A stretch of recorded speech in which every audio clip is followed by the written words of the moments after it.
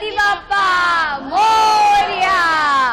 सुख करता दुःख हरता वार्ता विघ्नाची, दुर्वी पूर्वी प्रेम कृपा दयाची, सर्वांगी सुंदर उतिशेंदुराची, कंठी झळके मान मुक्ता फळाची। जय देव जय देव जय मंगलमूर्ती, दर्शन मात्रे मन कामना पूर्ती। जय देव रत्न खचित फरा तुझ गौरी कुमरा, चंदनाची उटी कुंकुम केशरा, हिरे जडित मुकुट शोभतो भरा, रुंजुंटी नूपुरे चरणी घागरिया।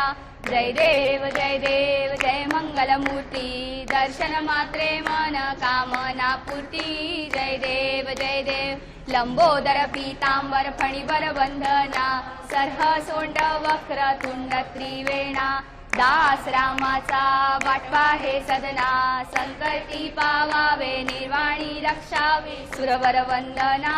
जय देव मंगलमूर्ती, दर्शन मात्रे मन कामना पूर्ती। जय देव लिंगोटांगण वदीन चरण, डोळ्यान पाहिन रूप तुझे, प्रेमे आलिंगन आनंद पूजन, भवे वाळी म्हणे त्वमेव माता पिता त्वमेव, त्वमेव बंधु सखा त्वमेव, त्वमेव विद्याधनं त्वमेव, त्वमेव सर्वं मम देव।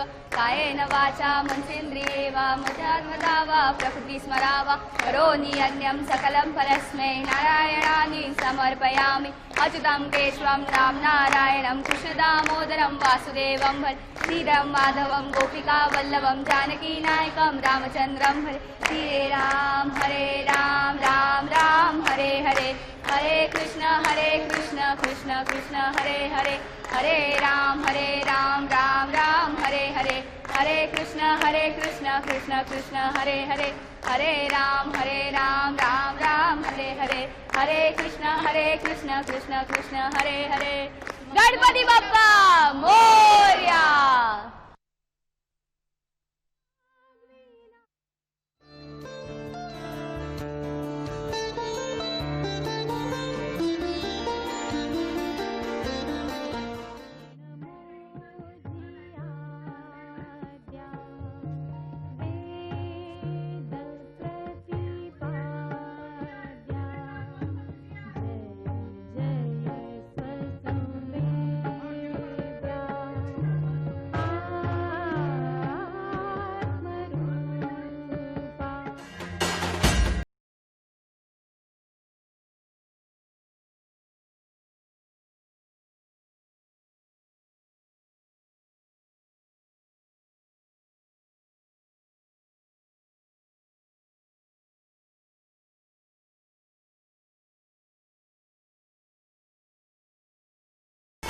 गणपती बाप्पा मोरया। वक्रतुंड महाकाय, सूर्यकोटि समप्रभ, निर्विघ्नं कुरु मे देव, सर्वकार्येषु सर्वदा। गणपती बाप्पा मोरया। मंडळी, गणपती बाप्पा येणार म्हणता म्हणता गणपती बाप्पा आले आणि आज त्यांच्या निरोपाची घडी अनंत चतुर्दशीचा दिवस देखील उजाडला। खरं तर गणपती बाप्पाच्या आगमनाची तयारी आपण किती दिवस आधी करत असतो आणि किती कौतुक असतं आपल्याला गणपती बाप्पाचं, किती उत्साह संचारतो। खरं तर आज संपूर्ण जग एका संकटामधून चाललेलं आहे, कोरोनाच्या संकटामधून चाललेलं आहे। पण ह्या पार्श्वभूमीवर देखील जेव्हा गणपती बाप्पांचं आगमन होतं तेव्हा वातावरणात एक प्रसन्नता पसरते, प्रत्येक मन हे उत्फुल्ल होतं, उत्स्फूर्त होतं आणि हा जो उत्सव आहे तो साजरा करण्यासाठी सज्ज होतं। आज गणपती बाप्पाच्या विसर्जनाचा थेट प्रक्षेपण सोहळा आम्ही घेऊन येत आहोत। या कार्यक्रमामध्ये मी डॉक्टर मृण्मयी भजक आपणा सगळ्यांचं मनपूर्वक स्वागत करते। आज आपल्या बरोबर आहेत दुर्गेश परुळकर गुरुजी। गुरुजी नमस्कार। नमस्कार सर व्याख्याते आहेत, त्याचप्रमाणे संस्कृतीचे अभ्यासक आहेत, अनेक पुस्तकं गुरुजींची प्रसिद्ध आहेत। गणपती बाप्पाबद्दल आपण आज बोलणार आहोत। गणपती बाप्पाबद्दलच्या खरं तर खूप छोट्या छोट्या गोष्टी असतात, बऱ्याचशा आपल्याला माहिती असतात, काही माहिती देखील नसतात, अनेक कथा असतात। या सगळ्या गोष्टींबद्दल आज आपण गप्पा मारणार आहोत, चर्चा करणार आहोत आणि त्याचबरोबर गणपती बाप्पाचा जो विसर्जन सोहळा चालू आहे, बाहेर, तो देखील आपण आज घरबसल्या बघणार आहोत. आणि खरोखरच आजचा दिवस हा अतिशय मंगलमय असा दिवस असतो. या दिवशी उत्साह अक्षरशः दुथडी भरून वाहत असतो आणि त्याचबरोबर गणपती बाप्पाला निरोप द्यायचा. निरोपाची घडी ही नेहमीच हुरहुर लावणारी असते, पण हा निरोप आहे साक्षात गणपती बाप्पाला. आणि त्यामुळे गणपती बाप्पाशी जे काही संबंधित असतं तर तिथे उत्साह हा आलाच.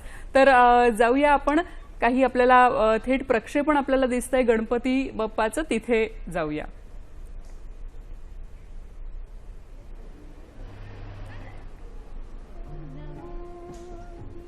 आपण बघतोय की विसर्जनाची जी धामधूम असते दरवर्षी ती तेवढी धामधूम आपल्याला दिसत नाहीये.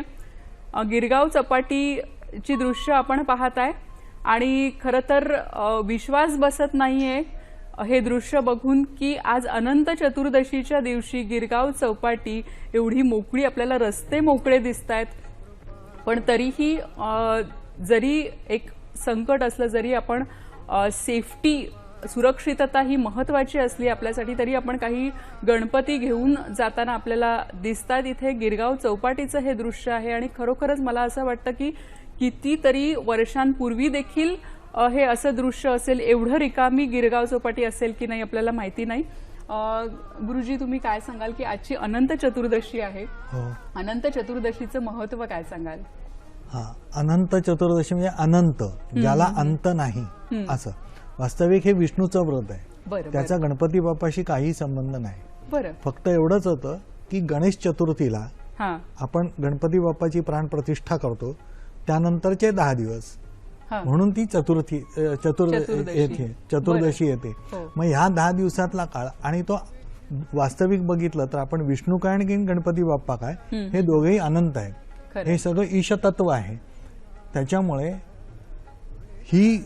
हा जो दिवस आहे हा अत्यंत महत्वाचा आहे एवढ्यासाठी की आपण शांत आहोत, आपल्याला अंत आहे आणि आपण अनंताचं म्हणजे त्या तेजाचं आपण पूजा करतो आणि आज त्याला आपण निरोप द्यायचा आहे. हे सृष्टीचं जे चक्र आहे ह्या चक्राप्रमाणे आपल्याला वागावं लागतं, कारण जो निर्माण झाला त्याला परत निरोप द्यावा लागणार आहे. हेच जग आहे, हीच आपली संपूर्ण जीवन पद्धती आहे. त्याचा हा परिणाम, त्याचा हा आपल्याला स्वरूपामधनं आपल्याला दिसतोय आणि म्हणून आपण तो विसर्जनाचा दिवस म्हणून आनंदाने साजरा करत असतो. पण त्या आनंदामागे सुद्धा एक कुठेतरी दुःखाची अशी बारीकशी झालर असते, कारण त्या गणपती बाप्पाचा विरह आहे हा आपल्याला सहन करावा लागणार आहे परत 1 वर्षभर. नक्कीच. म्हणजे खरं तर मला असं वाटतं की आपण जेव्हा लहान असतो तेव्हा असा प्रश्न पडतो की गणपती बाप्पा इतका आपला लाडका असतो तर त्याचं विसर्जन का बरं करायचं, का बरं त्याला निरोप द्यायचा. तर आता जसं गुरुजींनी सांगितलं की जेव्हा गणपती बाप्पा आपल्या घरी येतात आणि तेव्हा खरंच ते आपल्या घरचे होतात, एक घरचे सभासद होतात. आपण त्यांच्यावर अक्षरशः त्या मूर्तीला जीव लावत असतो आणि ती जी एक अटॅचमेंट किंवा जी ओढ निर्माण झालेली असते. पण जसा सृष्टीचा नियम आहे की जे कोणी इथं येतं त्यांना जावं लागतं, विलीन व्हावं लागतं त्याच सृष्टीमध्ये. आणि मला वाटतं की गुरुजी गणपती विसर्जन हे त्याचं एक प्रतीकच आहे, आपल्याला एक धडा देणारं आहे की आपल्याला कुठे प्रत्येक, तुम्ही जसं म्हणालात की आपण सगळेजण, सगळ्यांना काहीतरी अंत आहे. पण ह्याला अंत नाही. हा आलाय तो जरी म्हणजे बघा अनंतामधनं आला आणि परत अनंतातच चालला. खरंय, अनंतामधून अनंतामध्ये विलीन म्हणजे तो त्याच्या निजधामाला चाललेला आहे. जसं आपण आपल्या परत घरी येतो तसा तो बाप्पा त्याच्या घरी चाललेला आहे. पण आपल्याला दुःख होत आहे कारण तो आपल्या घरी आला होता. कोणीही पाहुणा आपल्या घरी आला की आणि परत जायला लागला की आपल्याला वाईट वाटतं. मला या प्रसंगी आठवतं ते लोकमान्य टिळकांची आठवण होते. कारण अशा विसर्जनाच्या वेळी लोकमान्य टिळक हे लहान मुलासारखे ढसाढसा रडायचे, कारण त्यांना तो गणपती बाप्पाचा विरह तो सहन व्हायचा नाही. त्यांना प्रश्नही विचारला काही लोकांनी की तुम्ही एवढे मोठे आणि इतके विचारवंत आहात, मग तुमच्या डोळ्यामध्ये हे असवं का. त्यामुळे त्याच्याविषयीचं असलेली जी भक्तिभाव आहे माझा, तो आज मला माझ्या स्वरूपामध्ये म्हणजे त्याच्या रूपामध्ये मी त्याला पाहू शकतो. पण आता मी वर्षभर त्याला पाहू शकणार नाहीये, म्हणून मला हे दुःख आहे. ह्या उत्साहाचा जो वातावरण जे आहे त्या वातावरणाचा अनुभव ह्याचं विसर्जन झाल्यानंतर मला मिळणार नाही आहे, घेता येणार नाहीये, म्हणून ते दुःख आहे, असं स्पष्टीकरण लोकमान्यांनी केलेलं आहे. म्हणजे लोकमान्य टिळकांसारखा एक विद्वान माणूस, त्याला सुद्धा त्याच्या सुद्धाही भावना तुमच्या आमच्या सर्वसामान्य माणसांसारख्या सारख्याच होत्या. हाच भक्तिभाव आहे. नक्कीच. आज सह्याद्री वाहिनी आपल्या सगळ्यांसाठी थेट प्रसारण घेऊन येत आहे गणपती विसर्जनाचं, गणेश विसर्जनाचं. आणि सगळ्यांना जसं आवाहन करण्यात आलं होतं की हा जो विसर्जन सोहळा आहे हा सगळ्यांनी आपापल्या घरी बसूनच याचा आनंद घ्यायचा आहे किंवा घरी बसूनच गणपती बाप्पाचं जे दर्शन आहे ते घ्यायचं आहे. आणि खरोखरच आज आपण बघतोय, आपल्याला काही दृश्यही दिसत आहेत की लोकही हे सगळं पाळतायत आपल्या सुरक्षिततेसाठी.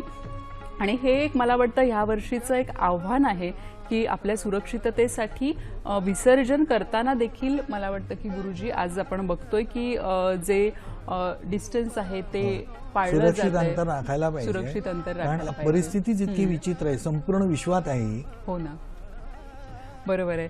आणि पण तरीही मंडळी, आपण असं जरी असलं की जरी ढोल ताशांचा गजर आपल्याला दिसत नसला फार, तरीही मनातला जो उत्साह आहे आणि त्या उत्साहाचा ध्वनी जो आहे तो मात्र तसाच आहे. जरी आपल्याला खूप लखलखाट दिसत नसला दिव्यांचा, तरी मनामनात आपल्या जी भक्तीची ज्योत आहे ती तशीच अखंड तेवते आहे. आणि मनातली जी भक्ती आहे, मनातला जो उत्साह आहे तो मात्र तसाच आहे. जरी बाहेरचा काही बडेजाव दिसत नसला, जरी बाहेर खूप आवाज येत नसला, तरी मनातला जो गणपती बाप्पाचा आवाज आहे, गणपती बाप्पाचा जो मंत्र आहे, तो मात्र आपण सगळेजण अगदी भक्तिभावाने तसाच जपतो आहोत.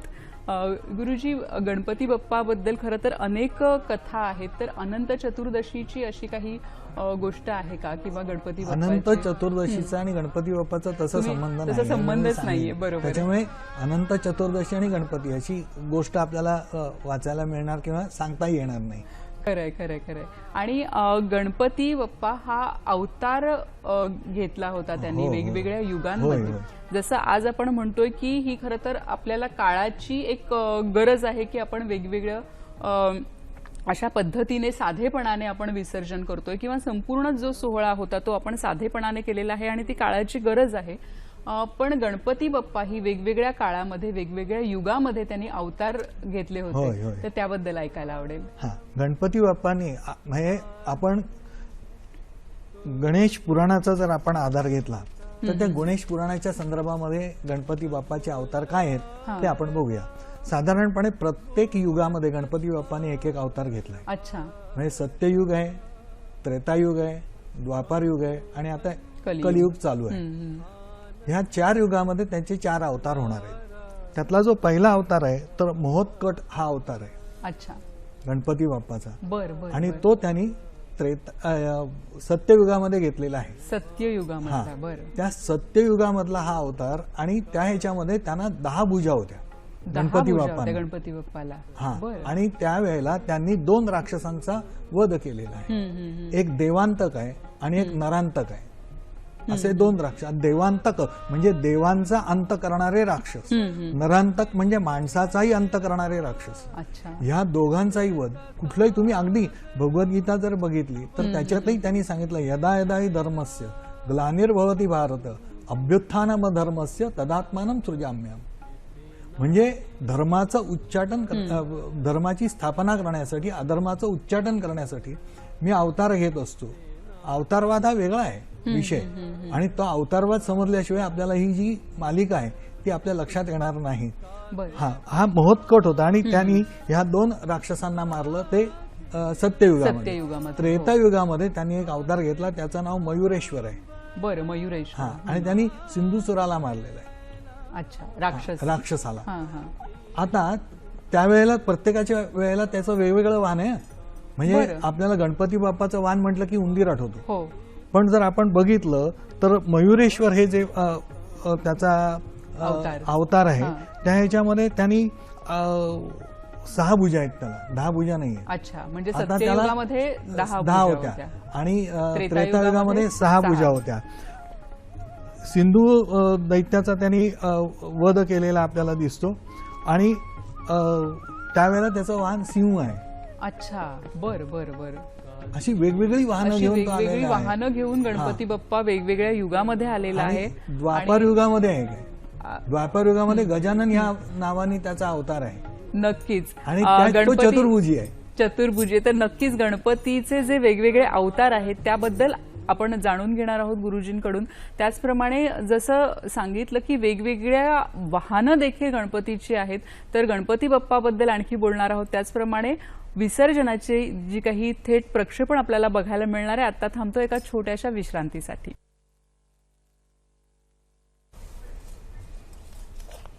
नमस्कार. विश्रांतीनंतर सगळ्यांचं मनःपूर्वक स्वागत करते. सह्याद्री वाहिनी आपल्यासाठी घेऊन आलेली आहे की गणेश विसर्जनाचं थेट प्रक्षेपण. आणि गणेश विसर्जनाची आपण दृश्य तर पाहणार आहोतच, पण त्याचबरोबर गणपती बाप्पाबद्दल खूप माहिती आपण करून घेणार आहोत. गणपती बाप्पाच्या वेगवेगळ्या ज्या गोष्टी आहेत त्या ऐकणार आहोत. आणि मगाशी आपण बोलत होतो की गणपती बाप्पाची वेगवेगळ्या काळामध्ये वेगवेगळ्या युगामध्ये जे अवतार आहेत त्याविषयी. आणि आत्ता आपण एक दृश्य बघतोय. ही जी आपण दृश्य पाहत आहे ती दादर चौपाटी, गिरगाव चौपाटी आणि जुहू चौपाटीची दृश्य आपण पाहणार आहोत. आपण बघताय की गणपती बाप्पाचं विसर्जनासाठी गणपती बाप्पा निघालेले आहेत आणि अगदी मोजकीच मंडळी आहेत आणि ती मंडळी देखील व्यवस्थित सुरक्षिततेची जी काही आपण काळजी घ्यायला सांगितली होती ती सगळी काळजी घेऊनच हे विसर्जन होतं आणि खरोखरच ही अतिशय चांगली बाब आहे असं मी म्हणेन. गणपती बाप्पाच्या विसर्जनाचा दिवस, निरोपाची घडी आता येऊन ठेपलेली आहे आणि अतिशय साधेपणाने हा जो निरोपाचा क्षण आहे जो खरं तर भावूकही असतो आणि तो क्षण आज आपण अनुभवतोय. वेगवेगळ्या चौपाटीवरची दृश्य आपण बघतोय, गिरगाव चौपाटीवरची दृश्य बघतोय. त्याचप्रमाणे रस्त्यावरून जे गणपती बाप्पा घेऊन चाललेले आहेत विसर्जनासाठी त्याची देखील आपण दृश्य बघतोय. गुरुजी, तुम्ही आपण अवतारांबद्दल सांगत होतात की पहिले 2 अवतार तुम्ही सांगितले, सत्ययुगातले आणि त्रेतायुगातले, आणि पुढचा अवतार काय आहे? सत्ययुगामध्ये जो गणपती बाप्पाचा अवतार झाला त्यावेळेला वान सिंह आणि मयुरेश्वर हे जे आहेत त्रेतायुगामधलं, त्यावेळेला वान मयूर आहे. मयूर आहे. बरं बरं. आणि गजानन हे जो अवतार आहे जो द्वापार युगामध्ये त्यांनी अवतार घेतला त्यावेळेला त्यांनी सिंधुसूर नावाचा जो राक्षस होता त्या राक्षसाचा त्यांनी वध केलेला आहे. आणि आता कलियुगामध्ये त्याचा जो जन्म होणार आहे तो धूम्रवर्ण ह्या नावाने होणार आहे. अच्छा. म्हणजे असं की गणपती बाप्पांनी सांगूनच ठेवलेलं आहे की माझा हा अवतार आहे तो एवढ्यासाठी होणार आहे की लोक धर्मानी वागणार नाही, अधर्मानी वागतील. अच्छा. अधर्म याचा अर्थ न्यायाने वागणार नाहीत, नैतिकतेने वागणार नाहीत, सत्यतेने वागणार नाहीत, याला अधर्म म्हटलंय. आपण धर्माची व्याख्या जी आज लावतोय ती इथे लावण्यात काहीही अर्थ नाहीये. खरंय खरंय. रिलिजन म्हणजे धर्म ह्याचा जो आपण अर्थ आज लावतोय तो नाहीये, तर हा वेगळा आहे. धर्माचा अर्थ किंवा धर्माची जी भावना आहे त्याच्या मागची ती वेगळी आहे. म्हणजे कुठेतरी नैतिकता किंवा न्याय ह्या गोष्टी ज्या आहेत, नैतिकता, सत्य ह्याच्यावरती आधारित आहे. परस्परांना सहकार्य करा. आणि मला वाटतं की सगळे धर्म कुठेतरी ही जी नैतिकता आहे, जी मूल्य आहेत, तर त्या मूल्यांकडेच घेऊन जाणारे आहेत आणि त्यालाच आपण धर्म म्हणतो. म्हणजे धर्माचा खरा अर्थ खरं तर तिथेच दडलेला आहे. अनेक ठिकाणी असं सांगितलेलं आहे की सजीव सृष्टी आणि निर्जीव अशा 2 प्रकारची सृष्टी आहे. मग सजीव सृष्टीचे परत 2 प्रकार पडतात. बरं. एक मानवाचा आणि दुसरा मानवेतर प्राण्यांचा. आपण जर बघितलं तर मानवेतर प्राणी जे आहेत ना ते निसर्गाचे नियम पाळतात, मानवच पाळत नाही. त्याचाच परिणाम मला वाटतं आज आपण भोगतो आहोत. अगदी खरंय की आपण गेले अनेक वर्ष बघतोय की तंत्रज्ञानाने प्रगती केलेली आहे. आपली जी जंगलं आहेत ती सिमेंटची जंगलं झालेली आहेत आणि अशा अनेक गोष्टी आहेत की जे आपण निसर्गाच्या नियमांना डावलून आपण पुढे गेलेलो आहोत. हो, कारण माणसाला भगवंतानी बुद्धी दिलेली आहे, ती बुद्धी चांगल्या पद्धतीने वापरायला हवी. हो. विवेक त्याला म्हटलेलं आहे. विवेकाने वागलं पाहिजे. आज अविवेकाचंच वातावरण सगळीकडे पसरलंय की काय असं वाटावं असं आहे. म्हणून त्यांनी सांगितलं लोकांना ज्ञान देण्यासाठी मी येणार आहे. आज बघा ना, ज्ञानाला महत्त्वच राहिलेलं नाही. आज ज्ञानाला लालसा राहिलेली नाही. आज वेगवेगळ्या लालसा वाढलेल्या आहेत. त्या सगळ्या गोष्टींकडनं या चांगल्या गोष्टीकडे घेऊन जाण्यासाठी आता धूम्रवर्ण, धूम्र म्हणजे आपल्याला माहिती आहे की आजूबाजूला सगळीकडे धूरच पसरलेला आहे. आपल्याला माहिती आहे इथलं हवेचं प्रदूषण माहिती आहे आपल्याला. ह्या सगळ्या गोष्टी आहेत आणि हे सगळं दूर करायचं आहे त्याला. नक्कीच म्हणजे वैचारिक जिथे- प्रदूषण पण आहे. वैचारिक प्रदूषण आणि मला वाटतं वैचारिक प्रदूषण हे देखील फार मोठ्या प्रमाणात आहे सगळीकडे. आपण आता बघतोय होय. की खरं तर ह्या संदर्भात खूप आपल्या चर्चा होतात, बोलणं होतं, पण तरीही ते आहे आणि हो. हे एक आपण म्हणू शकतो की सत्य आहे, ते आपल्याला नाकारता नाही येणार. आपण मगाशी मंडळी मुंबईची दृश्य पाहिली, गिरगाव, दादर आणि जुहू चौपाटीची, आणि आता आपण दृश्य पाहणार आहोत पुण्याच्या गणपतीची. पुण्याच्या गणपतीचं वैशिष्ट्य आपल्या सगळ्यांना माहिती आहे की पुण्यातूनच सार्वजनिक गणेशोत्सव सुरू झाला आणि फार मोठी परंपरा या गणपतीला आहे, पुण्याच्या सार्वजनिक गणपतींना. आणि पुण्याच्या सार्वजनिक गणपती विसर्जनाची दृश्य आपण बघतोय. श्री कसबा गणपती जे मानाचे गणपती आहेत पुण्यातले, तर त्यांच्या विसर्जनाची लगबग आता सुरू झालेली आहे. राष्ट्रीय कला अकादमी अशी आपण बघतोय इथे, आणि त्याचप्रमाणे पुण्याचा कसबा गणपती त्याची दृश्य आपण पाहतोय. आणि गणपती बाप्पाची मला वाटतं की आता आरती चालू आहे आणि मग त्यानंतर हा जो विसर्जनाचा सोहळा आहे तो यथासांग पार पडणार आहे. पण तरीही पुण्यातही आपण बघतोय की जी गर्दी दरवर्षी असते, जो उत्साह दरवर्षी असतो, तो यावर्षी नक्कीच कमी आहे. त्याचप्रमाणे आपण बघतोय की काहीतरी वेगळे पण नक्कीच आहे. आपण इव्हन रांगोळ्या बघतोय तर त्याच्यामध्येही कुठेतरी सुरक्षिततेचा संदेश दिलेला आहे. कारण खरोखरच हे संकट इतकं मोठं आहे की करोना योद्ध्यांना देखील मानाचा मुजरा देत आहेत. बरीचशी गणेश मंडळं आपण बघतो की यावर्षी त्यांनी गणेश मंडळांचा जो खर्च असतो, जो इतर खर्च असतो, तो कमी करून कोरोना योद्ध्यांना तो खर्च दिलेला आहे. त्याचप्रमाणे जिथे जिथे गरज आहे आज त्या पैशांची, तिथे त्या पैशाचा योग्य विनिमय केला गेलेला आहे सामाजिक बांधिलकीमधून. मुळात सार्वजनिक गणेशोत्सव गुरुजी सुरू झाले ते सामाजिक बांधिलकीच्या किंवा सामाजिक एकतेच्या भावनेतून पुण्यात लोकमान्य टिळकांनी हे गणपती सुरू केले, सार्वजनिक गणपती. तर आता आपण पुण्याचे गणपती बघतोय, तर हे जे सार्वजनिक गणपती आहेत ह्याची परंपरा आपल्याकडे फार मोठी आहे. हो, मुळातच लोकमान्य टिळकांनी हा जो गणेशोत्सव साजरा केला त्याच्यामागचा हेतूच हा होता की एक तर गणपती म्हणजे विघ्नहर्ता आहे, हो, सुख देणारा आहे. मग याची जर पूजा आपण सांघिक पद्धतीने केली तर संघशक्ती निर्माण होईल, लोक एकमेकांशी संपर्कामध्ये येतील. नक्कीच. आपण एक थोडंसं तुम्हाला थांबवते की एक आपण ऑडिओ क्लिप बघणार आहोत, आपल्याशी कनेक्ट होत आहेत. आपण वेगवेगळी दृश्य बघतोय.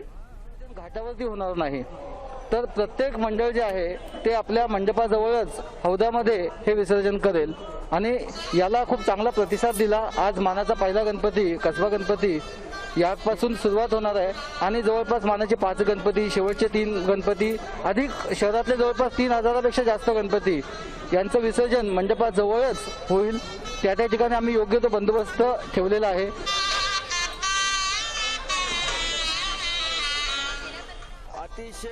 पुण्याचे सहाय्यक पोलीस आयुक्त आपल्याशी जोडले गेले होते आणि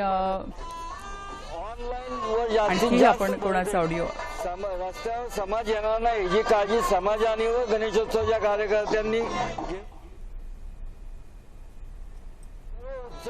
शांततेपणे निर्विघ्नपणे पार पडला.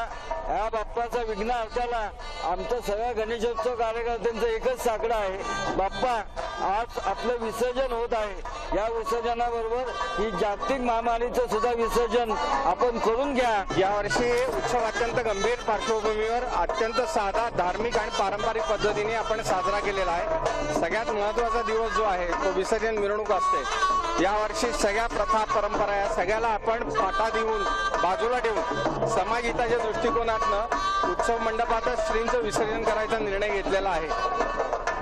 अत्यंत धार्मिक वातावरणात पारंपरिक पद्धतीने यावेळेला उल्हास नाही, जोश नाहीये, ढोल ताशाचा नाद नाहीये, परंतु भक्ती तशीच आहे, ती आणखी उत्कट झाली.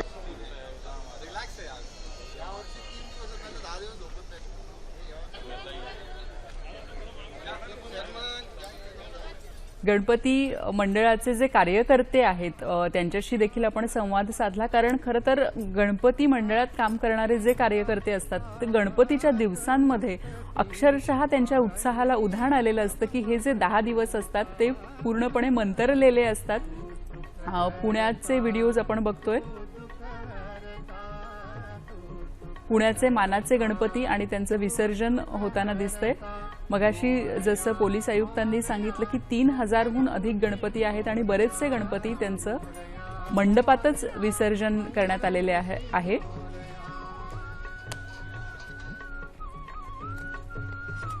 पुण्याच्या महापौरांची दृश्य आपण बघतोय की विसर्जनाच्या वेळी जे मानाचे गणपती आहेत त्या मानाच्या गणपतींबरोबर पुण्याचे माननीय महापौर आपल्याला दिसतायत. आणि मानाच्या गणपतीला मुजरा करण्यासाठी त्यांना भक्तिभावाने निरोप देण्यासाठी आज आपण पाहतोय की इथे लोक जमलेले आहेत, पण कमी संख्येने जमलेले आहेत आणि जणू खूप वर्षांपूर्वीची ही दृश्य असावी, जणू 100 वर्षांपूर्वीची ही दृश्य असावी असंही कुठेतरी मनात येऊन जातं, कारण त्या पारंपरिक पद्धतीने हे सगळं होतंय. कुठेही ढोलताशा नाहीये किंवा कृत्रिम आवाज नाहीयेत.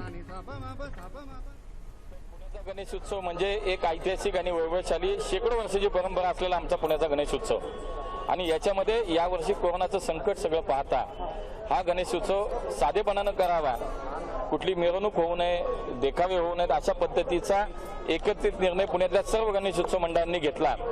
पुणेकरांनी सुद्धा गेल्या 10 दिवसामध्ये घरच्या गणपती हे घरीच विसर्जन आपण करावं, गर्दी टाळावी, पुण्याचा संसर्ग हा वाढू नये यासाठी काळजी घेतली आणि तशाच पद्धतीनं 10 दिवसाचा हा गणेश उत्सव अत्यंत चांगल्या पद्धतीनं झाला.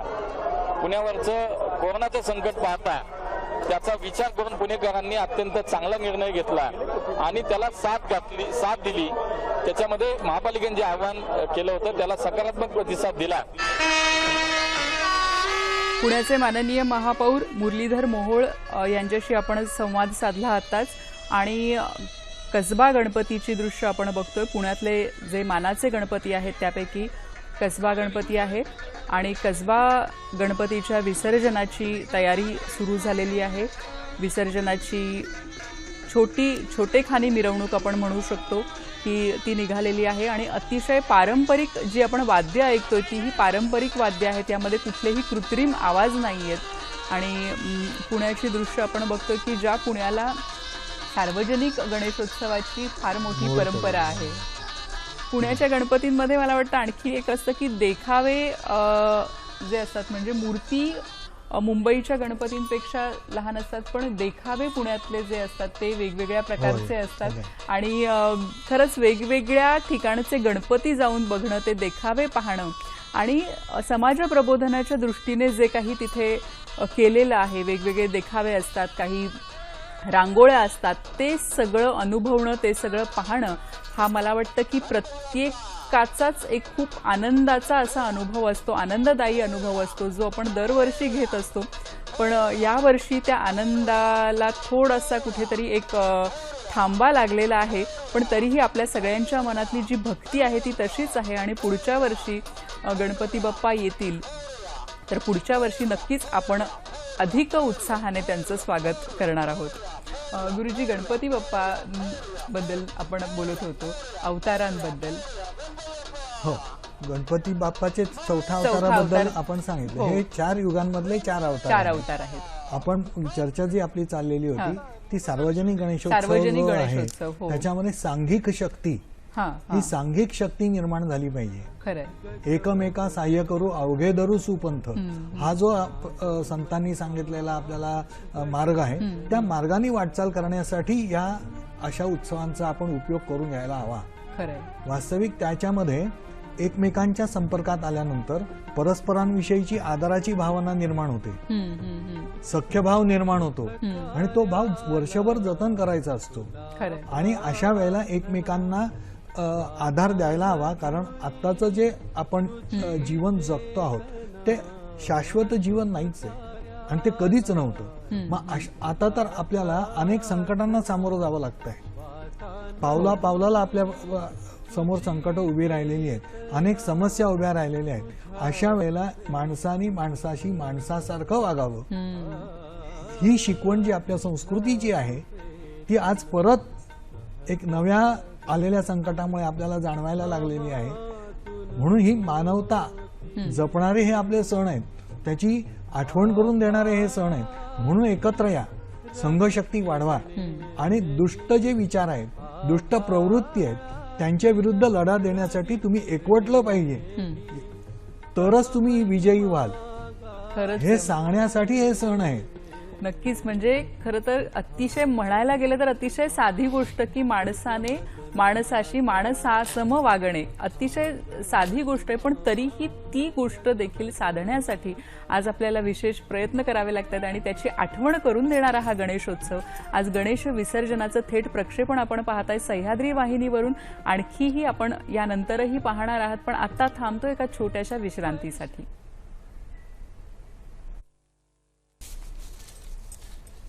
नमस्कार. विश्रांतीनंतर सगळ्यांचं मनःपूर्वक स्वागत करते.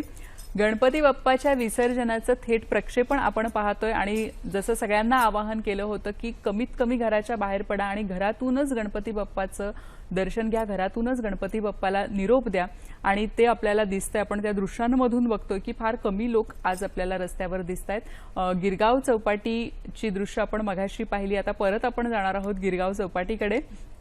गिरगाव चौपाटीची दृश्य आपण पाहणार आहोत. मुंबईतली मघाशी आपण पुण्यातली काही दृश्य पाहिली. लहान मुलांसाठी काहीतरी छोटासा शिशिर शेलार हे प्रतिनिधी आहेत, त्यांच्याशी आपण बातचीत करतोय. रक्तदान शिबिर असेल, प्लाझ्मा डोनेशन कॅम्प असेल, प्लाझ्मा डोनेशन कॅम्प केले, ब्लड डोनेशन जास्त करून ब्लड डोनेशन कॅम्प केले आणि सॅनिटायझेशन वाटप केले लोकांना. गिरगाव चौपाटीवर मघाशी आपण पाहिलं की आणखी जी दरवर्षी असते ती धामधूम नाहीये. मला आणि हा रस्ता जो आहे सरळ हा गिरगाव चौपाटीकडे जातो आणि या चौपाटीच्या रस्त्यावरती मग ते घरगुती मंडळ असोत किंवा मग सार्वजनिक गणेशोत्सव मंडळ याची रीग लागलेली असते. सकाळपासून आपण बघतो की जे छोटे छोटे गणपती आहेत, गणेशोत्सव मंडळ आहेत, आपले घरातले गणपती असतील ते देखील आहेत. पण आज हा रस्ता सुमसाम दिसतोय, कारण म्हणजे कोरोनाचं. आणि त्याचं कारण म्हणजे खास करून मुंबई महानगरपालिकेने सांगितलं होतं की जे गणेशोत्सव मंडळ आहेत त्यांनी देखील खबरदारी घेण्याची गरज आहे आणि त्याचबरोबर जे घरी गणपती असतील त्यांनी देखील जमलंच तर घरीच विसर्जन करावं, अन्यथा सोसायटीमध्ये किंवा त्यांच्यासाठी देखील प्रायव्हेट व्यवस्था करण्यात आलेली आहे. सरकारकडून देखील व्यवस्था करण्यात आलेली आहे. अनेक ठिकाणी सार्वजनिक कृत्रिम जे तलाव आहेत ते बांधण्यात आले आहेत. फिरते काही त्यांनी तलाव तयार केले, ते देखील अनेक ठिकाणी मुंबईत फिरत आहेत आणि गणेश विसर्जन करत आहेत. त्यामुळेच ही गर्दी रस्त्यावरची जरा कमी बघायला मिळते. अर्थात हे चांगलं आहे लोकांसाठी, पण यावेळेला नेमका गणेशोत्सव कसा साजरा झालेला आहे, कारण का मुंबईमध्ये सार्वजनिक गणेशोत्सव स्वरूप हे फार वेगळं असतं, फार मोठ्या प्रमाणात असतं. देश विदेशातून लोक इकडे येतात आणि त्यामुळेच यावर्षी मात्र स्वरूप जरासं वेगळं आहे. आपल्यासोबत अविनाश जाधव आहेत, अखिल सार्वजनिक गणेशोत्सव महासंघाचे. आपण त्यांच्याकडून जाणून घेऊयात की त्यांना नेमकं यावेळेचं गणेशोत्सव स्वरूप कशा प्रकारे बघतायत. यावेळेला सार्वजनिक गणेशोत्सव एकूणच जो आहे मुंबईतला फार वेगळा आहे. हो, फार वेगळा आहे, कारण की यावेळी कोरोनाच्या पार्श्वभूमीवरती बऱ्याचशा लोकांनी गणेशोत्सव साजरा केलेला आहे. मोठी मूर्ती न आणता छोटी मूर्ती आणली आहे. सरकारला जितकं हा गणेशोत्सव जितकं सरकारला जितकं सहकार्य करू शकतो तितकं नेमकंच केलेलं आहे. काही लोकांनी गणपती आणलेले आहेत, काही लोकांनी गणपती आणले नाहीत. पण ज्यांनी गणपती आणले नाहीत त्यांनी परवानग्या घेतल्या, पण त्यांनी वेगळ्या प्रकारे गणपती उत्सव साजरा केला. सॅनिटायझेशन केलं, आपल्या विभागाचं सॅनिटायझेशन केलं, लोकांना कोविडबद्दल माहिती दिली, मास्क वाटले, सॅनिटायझर्स वाटले, ब्लड डोनेशन कॅम्प्स केले. बऱ्याचशा ठिकाणी प्लाझ्मा जे असतं त्यांना काय ज्यांच्यामध्ये एक संभ्रम होता की दिल्याने काहीतरी वेगळं काहीतरी असतं, तर त्यांचं एक समजूत काढून त्यांना सुद्धा मोठ्या प्रमाणावरती प्लाझ्मा डोनेशन करायला लावलं. यावेळेला महाराष्ट्रभरात जे सार्वजनिक गणेशोत्सव मंडळ आहेत त्यांचं स्वरूप नेमकं कसं आहे. आपण मुंबईतली परिस्थिती बघितली, राज्यातली परिस्थिती कशी आहे. राज्याची परिस्थिती पण सेमच आहे. सगळ्यांनी गणेशोत्सव याही कोविडमुळे शांततेत क्वारंटाईन जसं पाळता येईल, एक डिस्टन्स ठेवता येईल, प्लस वाद्य नाही वाजवले, हा गणपती उत्सव वाटत नाहीये. पण ते म्हणतात ना काहीतरी कुठेतरी मोठा बदल होणारा असतो, तर एक नॉर्मल आहे आणि हे न्यू नॉर्मल आहे. यावेळेला बघतोय आपण ज्या प्रकारे स्वरूप आहे, पण तरी देखील भक्ती तसूभरी कमी झाली नाहीये. अर्थात गणेशोत्सव आपण साजरा केलाय आणि पुढच्या वर्षी गणरायाला पुन्हा आवाहन करतोय की त्यांनी लवकर यावं आणि जल्लोषात हा आपल्याला गणेशोत्सव साजरा करता यावा. मृण्मयी. धन्यवाद शेलार सर. आत्ताच आपण ऐकलं अविनाश जाधव यांच्याकडून की खरं तर गणपती उत्सव किंवा गणपती विसर्जनाचा दिवस वाटत नाहीये असं ते म्हणाले, पण तरीही आज ती काळाची गरज आहे आणि ती आपण पुढे नेतो आणि सगळेजण पाळतोय, ही अतिशय चांगली गोष्ट आहे. गुरुजी, आपण थोडंसं मागे येऊया. आज खरं तर विसर्जनाचा दिवस आहे, पण गणपती बाप्पा जेव्हा घरी येतात तर तेव्हा अभिषेक होतात, पूजा होते. तर ह्या सगळ्या हे सगळे जे असतात प्रकार आणि ते खूप काटेकोरपणे करावे लागतात, तर काय सांगाल तुम्ही की त्याचं महत्त्व काय आहे, काय महात्म्य आहे त्यांचं? आपल्याला एक पूजेची पद्धत आखून दिलेली आहे. मूर्ती पूजा ही वैज्ञानिक आहे, आपण लक्षात घेतलं पाहिजे. त्याच्यामध्ये वैज्ञानिक दृष्टी आहे, त्याच्यात आपण आता शिरणार नाही आहोत कारण तेवढा वेळ आपल्याकडे नाही आहे. तर ती पूजा करताना आपल्याला पंचामृताचं स्नान घालायला सांगितलेलं आहे. त्याच्यामध्ये आपण 5 पदार्थ घेत असतो. त्याच्यामध्ये दूध असतं, तूप असतं, मध असतो, साखर आणि दही, हे 5 पदार्थ असतात. मग ह्याचा नेमका अर्थ काय आहे? ह्या 5 पदार्थांनी त्या ईशतत्वाला स्नान का घालायचं, किंवा जो निराकार आहे तो साकार स्वरूपामध्ये आपल्या समोर आलेला आहे, तर त्याला जेव्हा आपण स्नान घालतो तेव्हा ह्या गोष्टींनी घालायचं. आता दूध तुम्ही जर बघितलं तर दुधाला आपण पूर्णान्न म्हणतो, पौष्टिक आहे, म्हणून आपण सुद्धा पौष्टिक आहार घेतला पाहिजे. नुसता आहाराने पौष्टिकत्व नव्हे तर वैचारिक पुष्टता पण आपल्याकडे असली पाहिजे, बुद्धीची पुष्टता असली पाहिजे. कारण प्रत्येक देवता ही ज्ञानाची देवता आहे, ज्ञान देणाऱ्या देवता आहेत. त्या अज्ञान नाही देते, ते ज्ञानी बनवत आहेत, ते भावना निर्माण करतायत, भाव जागृत करतायत आपल्या प्रत्येकाच्या मनातला. मग त्याच्यामध्ये तुमच्यामध्ये सुष्टपणा ज्याला आपण म्हणतो ना, ती सुष्टता आली पाहिजे, ती दुधामुळे येणार आहे.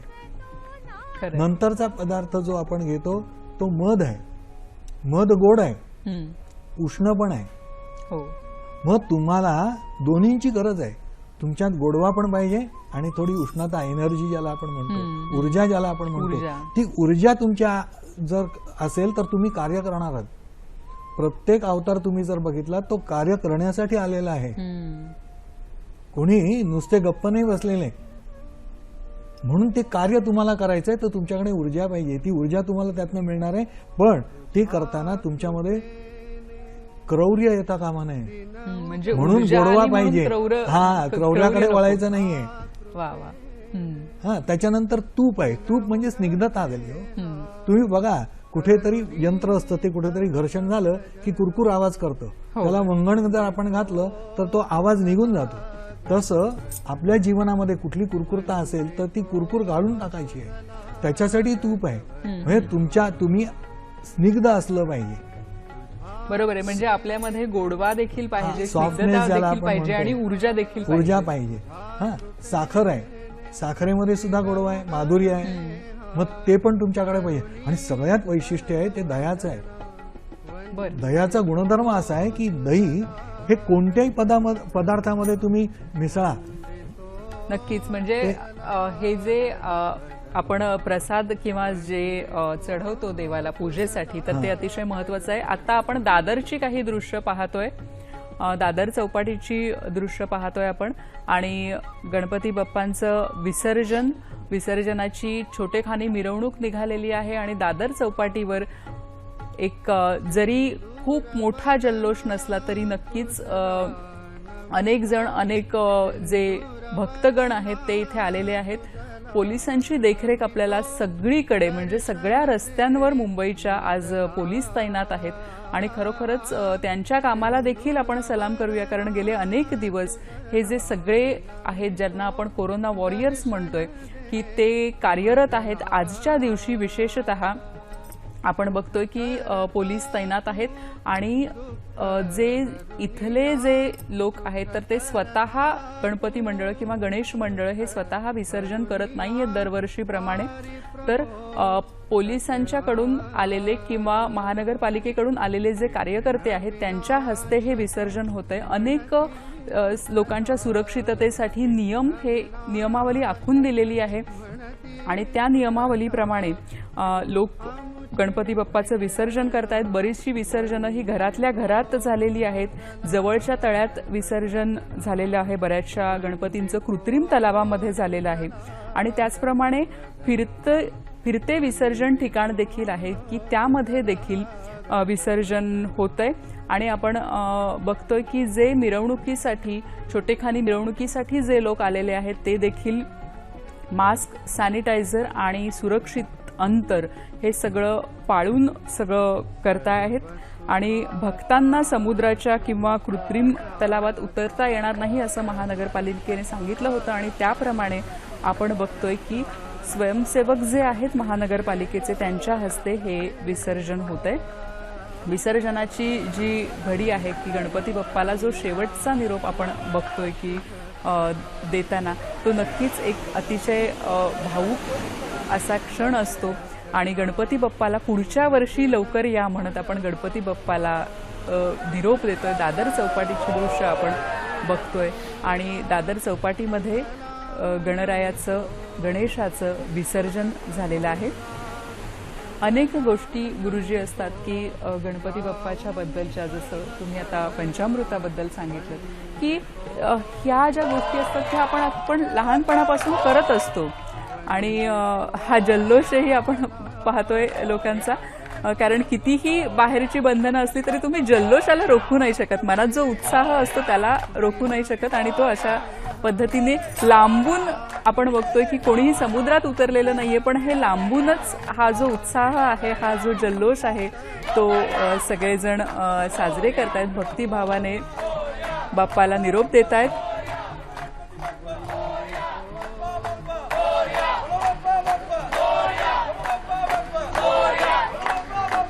दादरची दृश्य आपण बघतोय.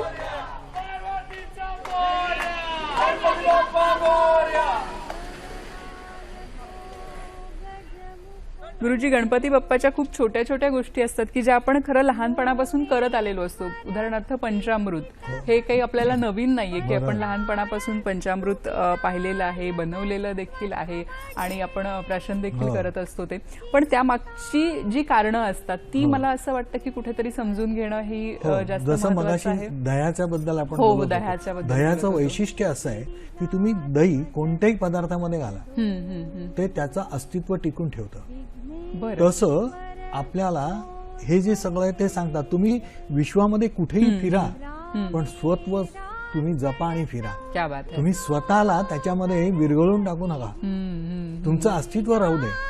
खरंय. म्हणजे आज आपण बघतोय की ग्लोबलायझेशनचं जग आहे आणि आपण आज प्रवाहपतीत व्हायचं. थोडक्यात प्रवाहपतीत होऊ नका असा त्याचा अर्थ आहे. प्रवाहपतीत न होता आपलं जे स्वत्व आणि सत्व आहे ते मात्र आपण जपलं पाहिजे. आपण पुन्हा ही दृश्य बघतोय चौपाटीवरची. दादर चौपाटीवरची ही दृश्य आहेत आणि गणपती बाप्पाचं विसर्जन आपल्याला होताना दिसतंय. दादर चौपाटीवर अतिशय साधेपणाने विसर्जन होतंय आणि ज्या मंडळांचे हे गणपती आहेत ती मंडळी, गणपती मंडळांची मंडळी ही जरा लांब उभी राहून हे सगळं पाहत आहेत. पण अतिशय रीतसर किंवा भक्तिभावाने जे विसर्जन होतंय ते होत आहे. असंही आवाहन करण्यात आलं होतं की जी पूजा आहे जी जनरली चौपाटीवर केली जाते तर ती पूजा देखील लोकांनी किंवा मंडळांनी घरी करावी असं देखील आवाहन करण्यात आलं होतं.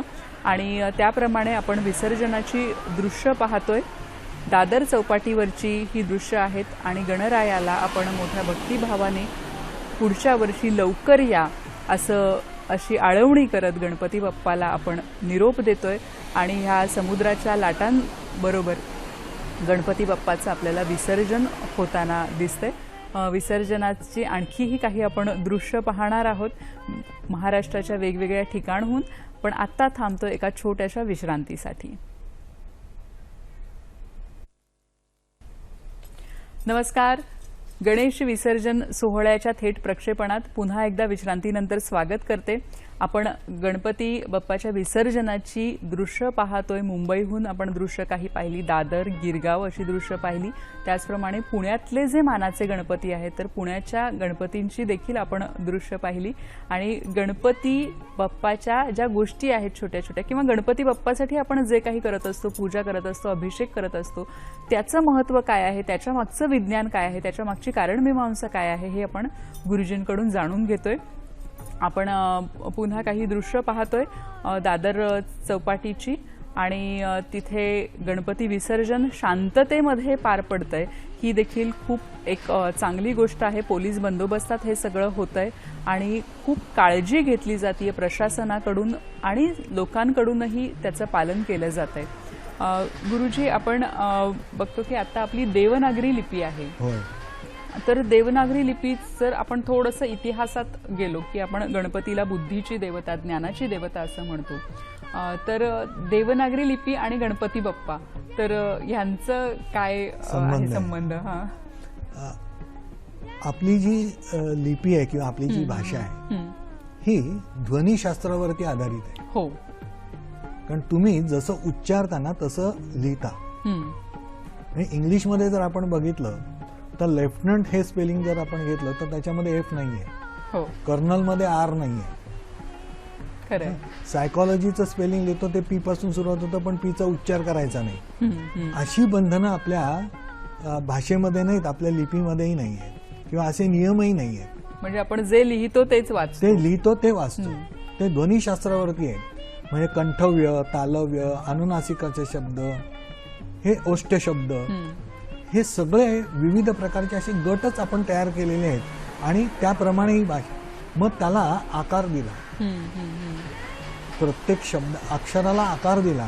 तो आकार कोणी दिला असा जर आपल्याला प्रश्न नेहमीच पडतो की देवनागरी लिपीचा निर्माता कोण असेल, हो, तर तो गणपती बाप्पा असावा असं वाटतं. बरं. ह्याचं कारण असं की आपण समजा अ काढला तर आपण 3 काढतो, एक आडवी रेष काढतो, त्याला एक उभी रेष आहे. हो, अशी सगळी अक्षरं तुम्ही बघा उभ्या काढलेल्या रेषेला जोडलेली आहे. ब काढा, व काढा, ल काढा, काही काढा, उभ्या रेषेला जोडलेलं आहे. पण ग, न आणि श ही 3 अक्षरं अशी आहेत की बाजूला काना काढलेला आहे किंवा त्यात एकमेकांना ते जोडले गेलेले नाही आहेत. हो हो हो. मग गणपती बाप्पानी त्याचं नाव त्याच्यात समाविष्ट करून ठेवलंय का की हे सगळं करणारा मी आहे, ग, न आणि श. वा वा वा. शहामृगातला श, पोटफोड्या नव्हे. हो हो हो. खरं तर ही सगळी अक्षरं आहेत ही आपण नेहमीच बघत असतो, वाचत असतो, लिहित असतो, पण एवढं बारकाईने आपण कधी मला वाटतं निरीक्षण नव्हतं केलं. आणि आता तुम्ही जे सांगितलं की गण आणि श ह्याचा जो अर्थ आहे, म्हणजे गणेशाचा जो अर्थ आहे, आपलं नाव वेगळं पण त्याच्यामध्ये समाविष्ट करूनच ठेवलेलं आहे. हो, नक्कीच नक्कीच. आपण काही दृश्य बघतोय गुरुजी, जसे आपण बघतोय की रस्त्यावरून अनेक लोक चाललेले आहेत. काही घरगुती गणपती असतील किंवा काही छोट्या मंडळांचे गणपती असतील, काही महिला देखील गणपती बरोबर इथे येताना आपल्याला दिसत आहेत. आणि रस्ते आज खरंच म्हणजे विश्वासच बसत नाहीये की रस्ते असे रिकामे दिसत आहेत आपल्याला. नाहीतर एरवी असं असतं की रस्ता कुठे हेच दिसत नाही, इतकी माणसांची गर्दी आपल्याला दिसत असते. आपल्या पोलीस बांधवांना सुद्धा त्या गर्दीला नियंत्रण करण्यासाठी फार त्रास व्हायचा. हो हो, खरंच आहे. तो आज त्यांना दिसत नाही, आज ते थोडे आरामात आहेत असं दिसतंय. दादरची दृश्य आपण बघतोय आणि दादरच्या मंडळाचा हा गणपती आहे, मोठा गणपती आहे. खरं तर ह्या वर्षी गणपतीच्या मूर्तीचा जो आकार आहे त्याच्यावरही काही बंधनं आली होती आणि 4 फुटांच्या वर गणेश मूर्ती नसावी असं आवाहन करण्यात आलं होतं. आणि त्याप्रमाणे आपण बघतोय की काही जी खूप मोठी मंडळं आहेत की ज्यांच्या मूर्त्या ह्या 18 फूट 20 फूट अशा असत होत्या, त्यांनी देखील ह्या नियमाचं पालन केलेलं आहे आणि 4 फुटी गणपती बाप्पाची मूर्ती ही ठेवलेली आहे. आपण बघतोय की ह्या एका मोठ्या गणपतीचं विसर्जन होत आहे दादर चौपाटीवर. अतिशय उत्साहात हे विसर्जन होत आहे. आपण गणपती बाप्पाचं शेवटचं ज्याला आपण म्हणतो निरोपाचं दर्शन आपण घेतोय आणि तो निरोप देताना खरोखरच असं अगदी शेवटपर्यंत असं वाटत असतं की अरे आता गणपती निघतोय आणि गणपती बाप्पाला आपण निरोप देतोय. अगदी पाण्यात जाईपर्यंत गणपती बाप्पाला निरोपाची एक हुरहुर असते आणि त्याचबरोबर उत्साह असतो, भक्तिभाव असते, अशी अनेक भावनांची सरमिसळ खरं तर गणपती बाप्पाला निरोप देताना आपल्याला दिसून येते. दुसरं आपण बघतोय दृश्य गिरगावचं, एकीकडे दादर चौपाटीचं दृश्य आहे, गिरगावच्या रस्त्यांवरचं दृश्य आहे की जे अतिशय साधेपणाने हे विसर्जन होताना आपल्याला दिसते. अगदी मोजके लोक आहेत ह्या विसर्जनाला देखील. अतिशय सुरेख अशी गणेश मूर्ती आपण पाहतोय आणि ह्या गणेश मूर्तीचं गिरगाव चौपाटीवर ही मूर्ती जी आहे ही विसर्जनासाठी निघालेली आहे. अतिशय साधेपणाने दोन्हीकडे आपल्याला विसर्जन होताना दिसतंय. दादर चौपाटी आणि गिरगाव चौपाटीकडे रस्त्यावरून आता ही जी गणेश मूर्ती आहे ती निघालेली आहे. गणपती बाप्पा मोरयाच्या गजरात पुढच्या वर्षी लवकर या ही भावना मनात ठेवून या मूर्तींचं विसर्जन होत आहे. खरं तर जेव्हा विसर्जन म्हणतो तेव्हा ते फक्त मूर्तीचं विसर्जन नसतं, तर त्या मूर्तीबरोबर आपले अनेक भावबंध ऋणानुबंध जोडलेले असतात आणि त्या बाप्पाला निरोप द्यायची घडी आज आलेली आहे. आपण बघतोय दादर चौपाटीवरचं दृश्य. मोठ्या भक्तिभावाने सगळे जे लोक आहेत ते गणरायाला निरोप देताना दिसत आहेत. गणांच्या ईशाला, गणांचा ईश म्हणजेच गणेश, जे लोकांचा ईश, लोकांची देवता म्हणून आपण गणरायाकडे बघतो. आणि गणरायाबद्दल दुसरं एक आहे की आपल्याला खूप भक्ती वाटते आणि प्रेमही वाटत असते. इतर ज्या देवदेवता आहेत त्यांच्याबद्दल कुठेतरी अशी एक भीती असते की नाही हे कोप पावतात, पण गणपती बाप्पाबद्दल तसं आपल्याला वाटत नाही. आणि म्हणूनच इतक्या जल्लोषात मला वाटतं की या गणांच्या ईशाला निरोप दिला जातोय. हा एकच उत्सव असा आहे की जिथे मुक्तकंठाने ओरडण्याची अनुमती मिळते. हो हो, खरंच आहे. मुक्तकंठाने आपण व्यक्त होऊ शकतो. या असा हा आपला सगळ्या लाडका बाप्पा आपण म्हणतो. गणपती बाप्पाला खूप लाडका बाप्पा आहे. बाप्पाच म्हणतो ना, बाप्पाच म्हणतो आपण, बरोबर आहे. आपण आणखी काही दृश्य पाहतोय. गणपती बाप्पाच्या विसर्जनाची गणेश मूर्ती आपल्याला दिसत आहेत आणि दुसरीकडे अधिकारी देखील तैनात झालेले दिसत आहेत. गणपती बाप्पा इथे गणपती बाप्पांच्या ज्या मूर्ती आहेत ह्या विसर्जनासाठी आणलेल्या आहेत आणि जसं यावेळी सांगितलं होतं की विसर्जन ही सामूहिक पद्धतीने व्हावं. एक एक मूर्ती वेगवेगळ्या मंडळाची आणण्यापेक्षा जर शक्य असेल तर सामूहिक पद्धतीने व्हावं. मला असं वाटतं की हे ते दृश्य आहे की मूर्ती घेऊन मंडळी विसर्जनासाठी निघालेली आहेत. मगाशी तुम्ही देवनागरी लिपीबद्दल सांगितलं की गण आणि श ही जी 3 अक्षरं आहेत ती वेगळी आहेत आणि ती आपल्या बाप्पाची अक्षरं आहेत. आणखी आपल्याला गणपती बाप्पाच्या काय छान छान गोष्टी ऐकता येतील? गणपतीचं वैशिष्ट्य असं आहे ना की बहुतेक जणांना नेहमी प्रश्न पडलेला असतो तो असा की गणपती बाप्पाचा जन्म झाल्यानंतर गणपती बाप्पाची प्रथम पूजा आणि मग इतर देवतांची पूजा करतात. मग गणपती बाप्पांचा जन्म व्हायच्या आधी कोणाची पूजा करत होते? खरंय, हा प्रश्न वास्तविक पडण्याचं कारण नाही.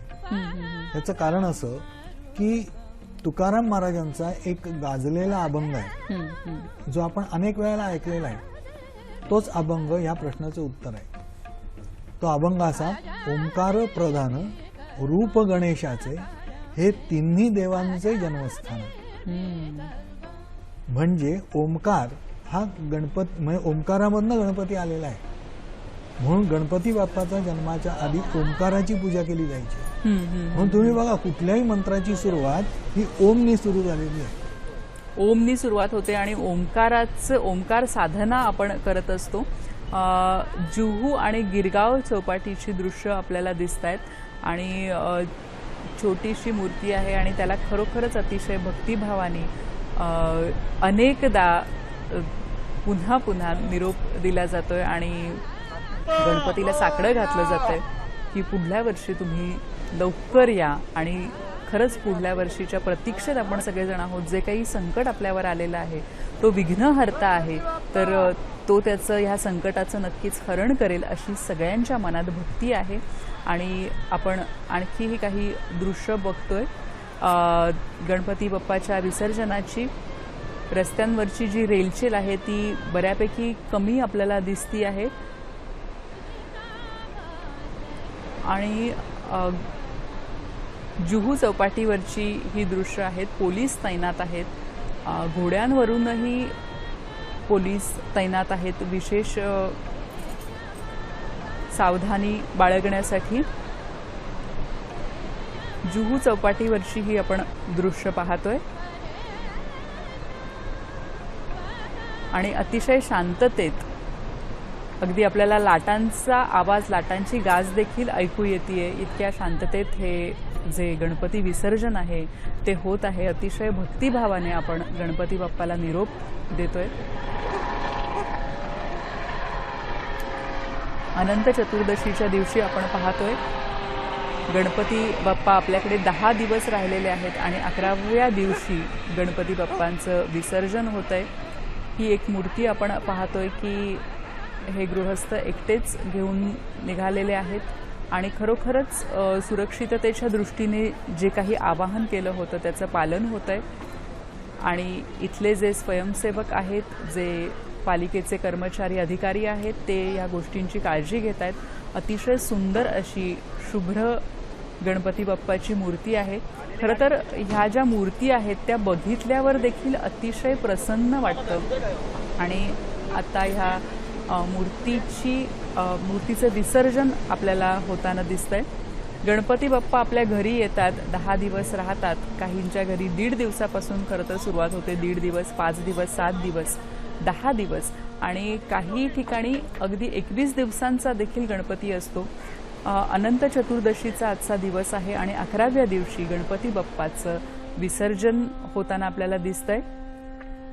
गिरगाव चौपाटीची, गिरगावच्या रस्त्यावरची काही दृश्य आपण पाहतोय. अतिशय शिस्तीमध्ये हे विसर्जन आपल्याला विसर्जन सोहळा बघायला मिळतोय, अनुभवायला मिळतोय आणि गणेश मूर्ती आपल्याला दिसतायत. अगदी ज्याला आपण म्हणतो सोशल डिस्टन्सिंग, हे जसं माणसं पाळतायत तशा गणेश मूर्तींमध्ये देखील हे डिस्टन्सिंग आपल्याला दिसून येतंय आणि अतिशय शांततेत आणि शिस्तबद्धतेमध्ये हा सोहळा आपल्याला गिरगावच्या रस्त्यांवर दिसतोय. लहान मुलांमध्ये या सोहळ्याचा आनंद काही औरच असतो. आज गणपती बाप्पा, आपल्या लाडक्या गणपती बाप्पाला निरोप देण्यासाठी आणि मग त्याची आठवण म्हणून त्याचे अनेक फोटोज घेतले जात आहेत आणि गिरगावच्या रस्त्यांवर आपण ही दृश्य पाहतोय.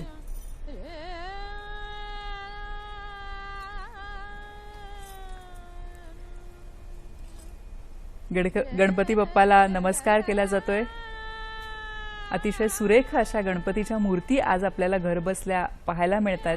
कारण गणपती बाप्पाचं दर्शन जर प्रत्यक्ष घेतलं तर त्याला तोडच नसते, पण जरी प्रत्यक्ष नाही घेता आलं तरी अशा पद्धतीने दूरध्वनी वरून आपण ते दर्शन घेत असतो. आणि हे जे दर्शन आहे, याची जी दृश्य आहेत ती आम्ही आपणासाठी घेऊन येत आहोत. आपण घरी राहा आणि सुरक्षित राहा. आत्ता थांबतोय एका छोट्याशा विश्रांतीसाठी. नमस्कार. विश्रांतीनंतर सगळ्यांचं मनपूर्वक स्वागत करते.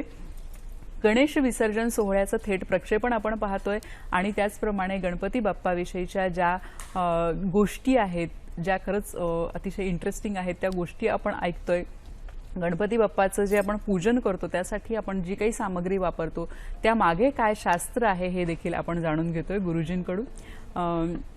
गुरुजी, मला असं सांगा की आपण म्हणतो की गणेश चतुर्थीला अशी एक गोष्ट सांगितली जाते की गणेश चतुर्थीच्या दिवशी गणपती बाप्पा पडले उंदरावरून आणि मग चंद्र हसला आणि त्यामुळे चंद्राकडे बघायचं नाही. हे अगदी लहानपणापासून आम्हाला सांगितलं जाते की गणेश चतुर्थीच्या दिवशी चंद्राकडे बघायचं नाही. मात्र आपण जो संकष्टीचा उपवास सोडतो तो मात्र चंद्राकडे बघून चंद्राचं दर्शन घेतल्याशिवाय सुटत नाही. तर काय आहे हे नक्की? म्हणजे प्रश्न खूप छान आहे. आता लक्षात घ्या, गणपती बाप्पा ज्या दिवशी येतात ती भाद्रपद शुद्ध चतुर्थी. हो बरोबर. त्या दिवशी गणपती बाप्पा आले. मग एक गणपती बाप्पा आपल्या घरी आल्यानंतर आपण कोणी पाहुणे आले तर आपण काय करतो, आपली सगळी कामं बाजूला ठेवतो आणि त्या पाहुण्यांना आपण पूर्णपणे वेळ देतो. नक्कीच. आपण खरं तर ह्या गोष्टीकडे येऊया गुरुजी, पण आपल्याला काही दृश्य दिसत आहेत. जुहू चौपाटीची आणि गिरगाव चौपाटीची आपल्याला दृश्य दिसत आहेत. जुहू चौपाटीवर आपण बघतोय की गणपती बाप्पाचं विसर्जन होताना दिसतंय आणि गिरगावच्या रस्त्यांवरूनही गणेश मूर्ती ज्या आहेत त्या पुढे चाललेल्या आहेत, मार्गक्रमण करतायत.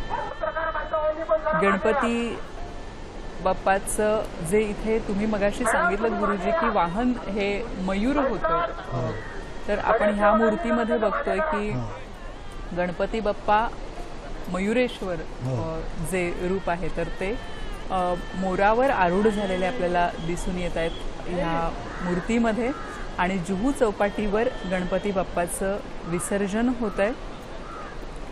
मुंबईमधल्या ज्या सगळ्या चौपाटी आहेत, जुहू चौपाटी, दादर चौपाटी, गिरगाव चौपाटी, इथे गणेश मूर्तींचं विसर्जन होत आहे. आणि अगदी ज्या छोट्या छोट्या मूर्ती आहेत त्यांचं कृत्रिम तलावात आणि अगदी घरगुती गणपतींचं तर अगदी आपल्या दारात किंवा मंडपात विसर्जन होताना दिसतंय. एक वेगळ्या पद्धतीने खरं तर ह्या वर्षी आपण हा जो सोहळा आहे हा साजरा करतोय. गणपती बाप्पाला निरोप देतोय, भाऊकतेनं निरोप देतोय. आणि ह्या लाटांवर आज आपण बघतोय की गणपती बाप्पाचं विसर्जन होतंय. अनेक छोट्या मोठ्या आकाराच्या ज्या मूर्ती असतात पण तरीही त्या मूर्तींमधलं जे तेज असतं ते मात्र आपल्याला नेहमीच आकर्षित करत असतं. आपण आणखी काही दृश्य पाहतोय. गणपती बाप्पाची यथासांग पूजा केल्यानंतर सुरक्षिततेचे नियम पाळून इथे विसर्जन होताना दिसतंय. गिरगावचे रस्ते आपल्याला दिसत आहेत. जुहू चौपाटी दिसतीये. मगाशी आपण दादर चौपाटीवरची काही दृश्य पाहिलेली आहेत.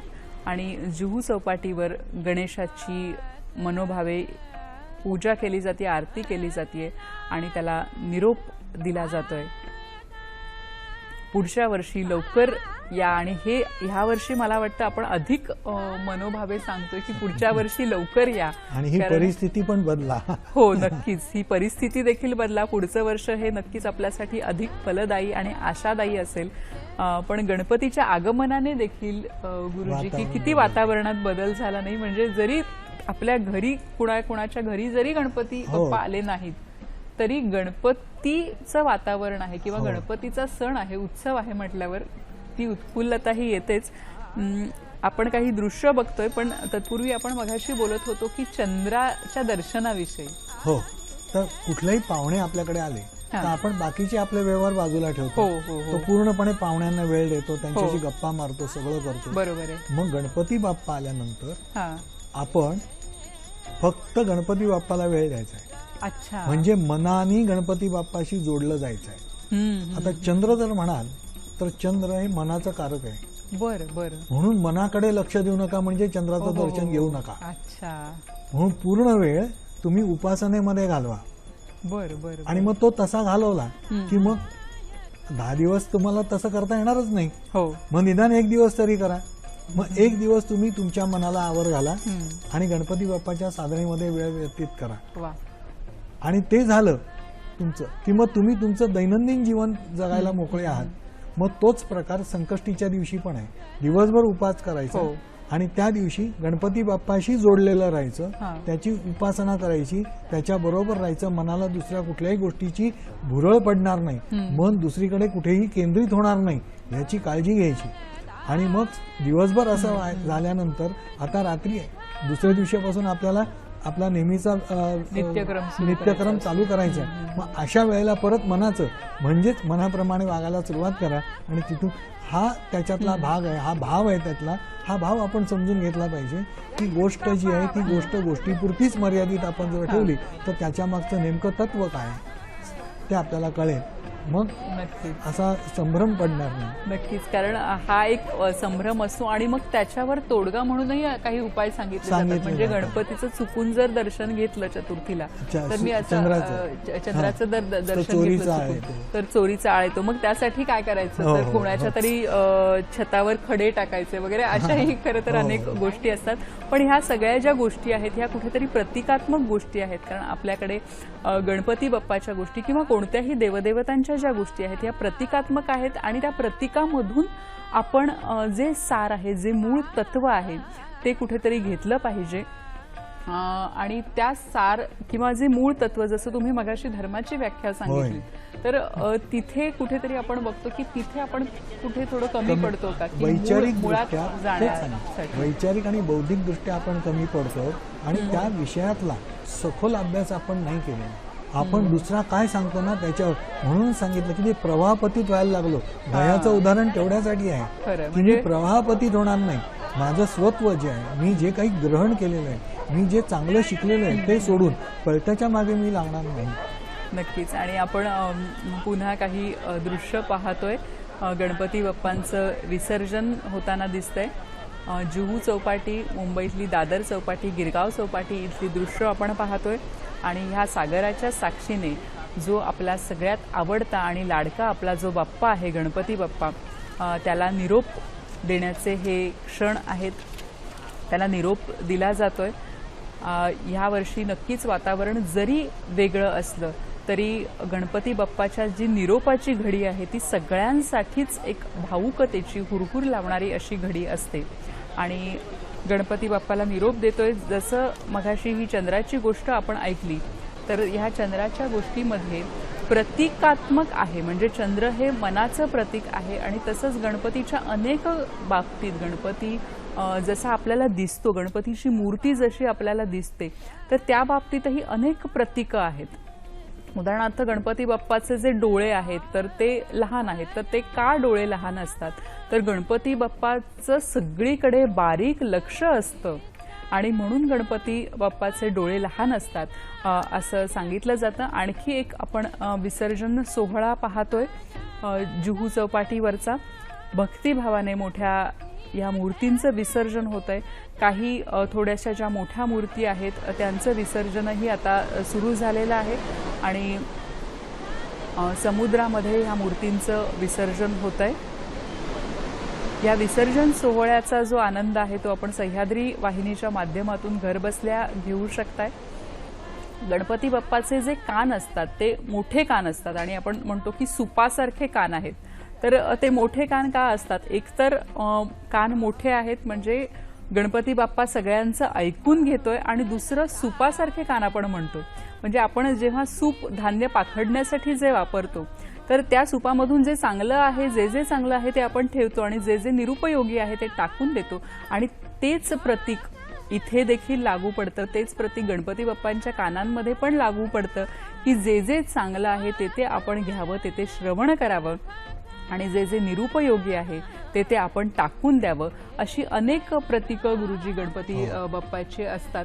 गणपती बाप्पाच्या ज्या 4 भुजा आहेत तर त्यांच्याबद्दल काय गोष्ट आहे की 4 भुजा आहेत आणि ज्ञानेश्वरीमध्ये तर ज्ञानेश्वरांनी 6 भुजा आहेत असं वर्णन केलेलं आहे. तर त्याबद्दल आपल्याला जाणून घ्यायचे. पण आपण एक दृश्य बघतो इथे गणपती बाप्पाच्या विसर्जनाचं.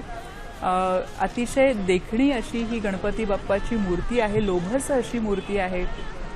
गणपती बाप्पांनी अगदी छान मराठमोळा फेटा घातलेला आपल्याला दिसतोय आणि ह्या मूर्तीचं आता इथे विसर्जन होत आहे. मुंबईमध्ये दादर चौपाटी, गिरगाव चौपाटी आणि जुहू चौपाटीची दृश्य आपण पाहतोय. त्याचप्रमाणे मगाशी आपण पुण्याच्या मानाच्या गणपतींची दृश्य देखील पाहिली. गणपती बाप्पांचं विसर्जन त्याच भक्तिभावाने होताना आपल्याला दिसून येत आहे. सुरक्षिततेचे सगळे नियम पाळून आपण सगळेजण हा जो विसर्जन सोहळा आहे तो अनुभवतोय. आणि गणपती बाप्पाच्या ज्या वेगवेगळ्या मूर्ती आहेत, किती वैविध्य आहे या सगळ्या मूर्तींमध्ये.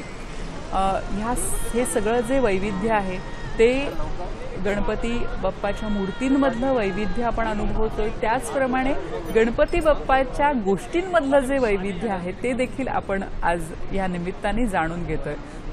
आपण दृश्य पाहतोय गणपती बाप्पाच्या विसर्जनाची. खाली रस्त्यांवर गिरगाव चौपाटी, दादर चौपाटी, मुंबईची जुहू चौपाटी इथली ही दृश्य आहेत आणि मोठ्या भक्तिभावाने आपण गणपती बाप्पाला निरोप देतोय. गणपती बाप्पाच्या भुजांबद्दल तुम्ही सांगत होतात की 4 भुजा असतात, की आपल्या माणसांना 2 असतात पण देवदेवतांना 4 भुजा असतात. तर त्याचं काय महात्म्य आहे? ज्ञानेश्वरीमध्ये ज्ञानेश्वर महाराजांनी षटभुज म्हणजे 6 भुजा असलेल्या भुजा. गणपतीचं वर्णन केलेलं आहे. हा हा हा हे त्रेतायुगामधला हा गणपती आहे ज्याला 6 भुजा होत्या. बरोबर आहे. मगाशी तुम्ही मगाशी सांगितलं की सांगितलं. सुरुवातीला सत्ययुगामध्ये 10 10 होत्या, होत्या, इथे 6 त्रेतायुगामध्ये 6. आहे. मग याच्यामधली जी पहिली भुजा आहे त्या पहिल्या भुजेमध्ये हातात परशु आहे. हा परशु याचा अर्थ असा की जे कुतर्क आपल्या मनामध्ये येतात ते तोडून टाकले पाहिजे. अच्छा, बर बर बर. त्याच्यामुळे बुद्धी भ्रमिष्ट होऊन जाईल, हा हा कुठेतरी वावत जाईल, ती जाता कामा नये म्हणून ते तोडायचं. अच्छा, म्हणून परशु आहे. परशु. दुसरा जो हात आहे त्याच्यामध्ये अंकुश आहे. आता अंकुश काय करतो, तो नियंत्रण ठेवतो. हत्तीला अंकुशाने आपण नियंत्रणामध्ये आणतो. हो, तसं आपण इतरत्र कुठे जर वावरायला लागलो, जायला लागलो तर ते नियंत्रणात आणलं पाहिजे. कारण गणनायक आहे, हो. जबाबदारी आहे संपूर्ण समाजाची की त्यांना इकडे तिकडे जाऊ द्यायचं नाहीये. म्हणून तो मग तो कसला आहे, नियंत्रण जे अंकुशाचं आहे ते नैतिकतेचं नियंत्रण, नैतिकतेचं नियंत्रण आहे. आणि जसं आपण बघतोय मगासपासून की अनेक प्रतिकात्मक गोष्टी आहेत आणि त्या आपण जाणून घेतोय, त्याच्या मागचं जे काही तत्व आहे ते जाणून घेतोय. असंच आपण अनेक गोष्टींबद्दल बोलणार आहोत, विसर्जनचं थेट प्रक्षेपण देखील पाहणार आहोत. पण आता थांबतो एका छोट्याशा विश्रांतीसाठी. नमस्कार. गणेश विसर्जनाच्या थेट प्रक्षेपण सोहळ्यामध्ये पुन्हा एकदा सगळ्यांचं मनपूर्वक स्वागत करते. आज आपण थेट प्रक्षेपण पाहत आहोत मुंबईच्या गणपतींचं, मुंबईच्या चौपाटीवरचं, पुण्याचे जे मानाचे गणपती आहेत त्यांची देखील दृश्य आपण पाहत आहोत. आणि सगळ्यात महत्त्वाचं म्हणजे गणपती बाप्पाच्या ज्या काही गोष्टी आहेत, गणपती बाप्पासाठी आपण जी पूजा अर्चा करतो तर त्यामागे काय भावना आहेत, त्यामागे काय प्रतीकं आहेत, आणि गणपती बाप्पाची जी वेगवेगळी रूपं आहेत, जशा गणपती बाप्पाच्या वेगवेगळ्या मूर्त्या आहेत तशीच गणपती बाप्पाची वेगवेगळी रूपं देखील आहेत, त्याविषयी जाणून घेतोय. आणि आज आपल्याबरोबर आहेत दुर्गेश परुळकर गुरुजी. गुरुजी, आपण मगाशी ज्ञानेश्वरीमध्ये जे गणेशाचं वर्णन आहे की ज्याला 6 भुजा आहेत, तर त्याबद्दल आपण बोलत होतो. त्यातल्या आपण 2 भुजा पाहिल्या. म्हणजे याचा अर्थ असा झाला की तुम्हाला नको असलेल्या गोष्टी काढून टाकायच्या आणि नैतिकतेने वागायचंय, ह्या 2 भुजा सांगतात आपल्याला. आणि तिसरी जी भुजा आहे ती मोदकाची आहे. हातात मोदक धरलेला आहे, तो वेद आहेत. ते वेदांमधलं जे तत्वज्ञान आहे त्यातला जो रसाळता आहे ती त्या मोदकामध्ये आहे. आणि हेच रसदार असे जे मोदक आहेत ते आपलं जीवन बलिष्ठ करणार आहेत. म्हणून वेदांना महत्व आहे. हे गणपती बाप्पा आपल्याला या हातामध्ये मोदक जो आहे तो त्या वेदांचं प्रतीक आहे. आणि मोदक आपल्या सगळ्यांनाच अतिशय प्रिय असतात. आपण पुण्याची काही दृश्य पाहतोय आणि पारंपरिक पद्धतीने आज आपण बघतोय की गणपती बाप्पा बरोबर गणपती बाप्पाचे भक्तही पारंपरिक वेशामध्ये आहेत. पुण्याचे मानाचे जे गणपती आहेत त्याचं विसर्जन होताना आपल्याला दिसून येतंय.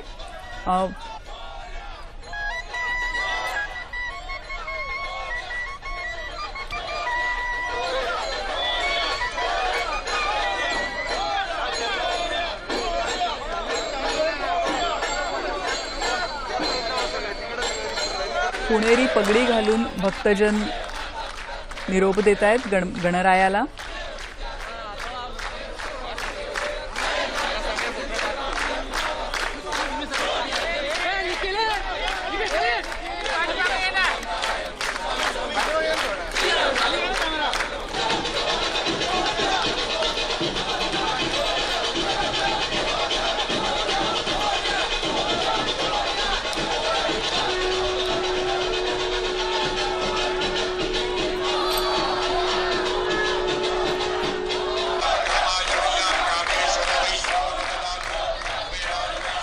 गुरुजी तालीम मंडळाचा गणेश आपण बघतोय. गुरुजी तालीम मंडळाचा गणपती बाप्पा.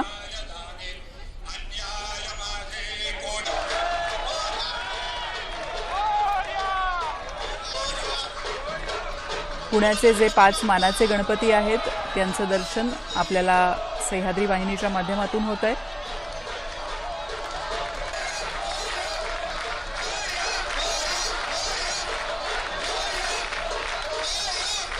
गुरुजी तालीम गणेश मंडळ आपण मगाशी पाहिलं आणि इथे आपण पाहतोय की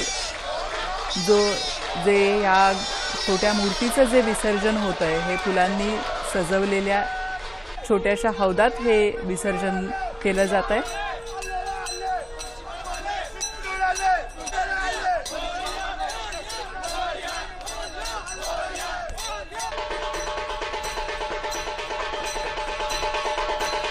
श्री तुळशी बागेचा गणपती बाप्पा तिथली दृश्य आपण पाहतोय।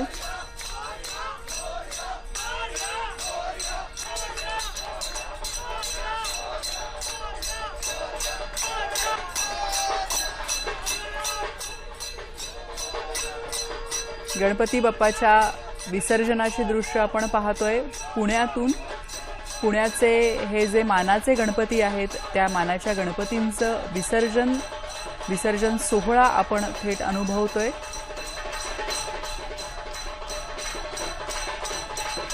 गणेशाच्या वेगवेगळ्या मूर्ती आपल्याला पाहायला मिळतात।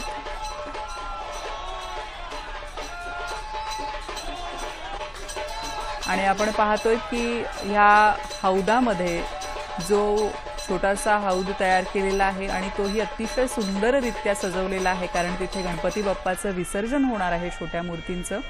तुळशी बागेचा गणपती आपण बघतोय। तुळशी बागेचा गणपती विसर्जनाची सर्व तयारी सुरू झालेली आहे। विसर्जनाची मिरवणूक निघालेला आहे आणि केसरी गणेशोत्सव पुण्याचे जे मानाचे 5 गणपती आहेत त्यांची दृश्य आपण पाहतोय। आज लोकमान्य टिळकांनी गणेशोत्सवाची स्थापना केली तो केसरी गणेश मंडळाचा गणपती आपण पाहतोय।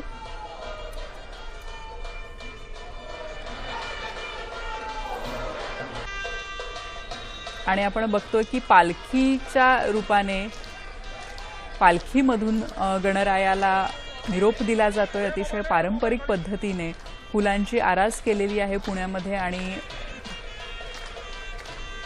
आरती म्हटली जाते। हा जो आरतीचा नाद असतो सगळ्यांनी मिळून म्हटलेल्या जो आरतीचा नाद असतो तर त्यातून जे चैतन्य जी ऊर्जा निर्माण होते ती आपल्या सगळ्यांना नक्कीच वर्षभर पुरणारी असते आणि म्हणून गणरायाची आरती गणरायाची भक्ती गणरायाची पूजा ही आपण अगदी मनोभावे करत असतो आणि एक वातावरणात वेगळंच चैतन्य येतं गणरायाच्या आगमनाने।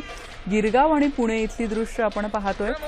गिरगावचे गणपती आता हळूहळू निघालेले आहेत विसर्जनासाठी। गिरगावचे गणपती बघतोय त्याचप्रमाणे दुसरीकडे आपण पुण्याची गणपती विसर्जनाची दृश्य पाहतोय। छोट्या गणेश मूर्ती ज्या आहेत त्या छोट्या कृत्रिम हौदामध्ये एका छोट्याशा कृत्रिम हौदामध्ये त्यांचं विसर्जन केलं जातंय आणि अतिशय मनोभावे सगळे जे लोक इथे आहेत जमलेले ते गणपतीला निरोप देत आहेत भक्तिभावाने। पुण्याचे मानाचे 5 गणपती आहेत त्यांची दृश्य आपण पाहतोय।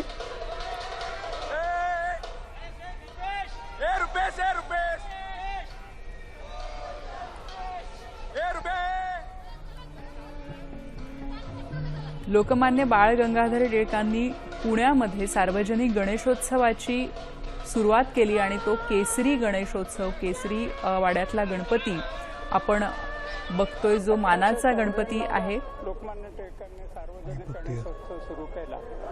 यावेळची पहिल्यांदी अशी परिस्थिती आहे की ज्या याच्यात सर्व साधेपणाने आणि नुसतं साधेपणाने नाही तर प्रत्येकाने स्वतःवर निर्बंध घालून फारशी गर्दी न होता हा गणेशोत्सव आपण पार पाडला। आज मिरवणूक ही गणेशोत्सवाची सर्वात महत्त्वाची आणि खूप उत्साहाचा आणि जोशाचा भाग असतो परंतु तोही यावर्षी पुण्यात आणि सगळ्याभरच अतिशय आपापल्या मंडपातच विसर्जन करून सर्व सार्वजनिक आणि मानाच्या गणपतींनी पार पाडलेला आहे। पुढल्या वर्षीला खूप जोशात आणि पुन्हा एकदा मोठ्या प्रमाणावर गणेशोत्सव साजरा करूयात। यंदाचा गणेशोत्सव हे यंदाचा गणेशोत्सव हे खूप साध्या पद्धतीने झाला आहे. धार्मिक आणि परंपरा जपून सर्व उपक्रम ऑनलाईन झाले. श्रीमंत भाऊसाहेब रंगारी गणपती ट्रस्टने ही ऑनलाईन सांस्कृतिक महोत्सव केले. आज अनंत चतुर्दशीच्या निमित्ती आज आपल्या लाडके बाप्पांची विसर्जन या हौदात करण्यात येईल आणि थोड्याच वेळात ढोल ताशाचा गजर किंवा संध्याकाळचा मिरवणूकचा ती भव्यता नसणार आहे, पण साध्या पद्धतीने आपण आपल्या लाडक्या बाप्पाचं विसर्जन आता काही क्षणात या हौदात करणार आहे.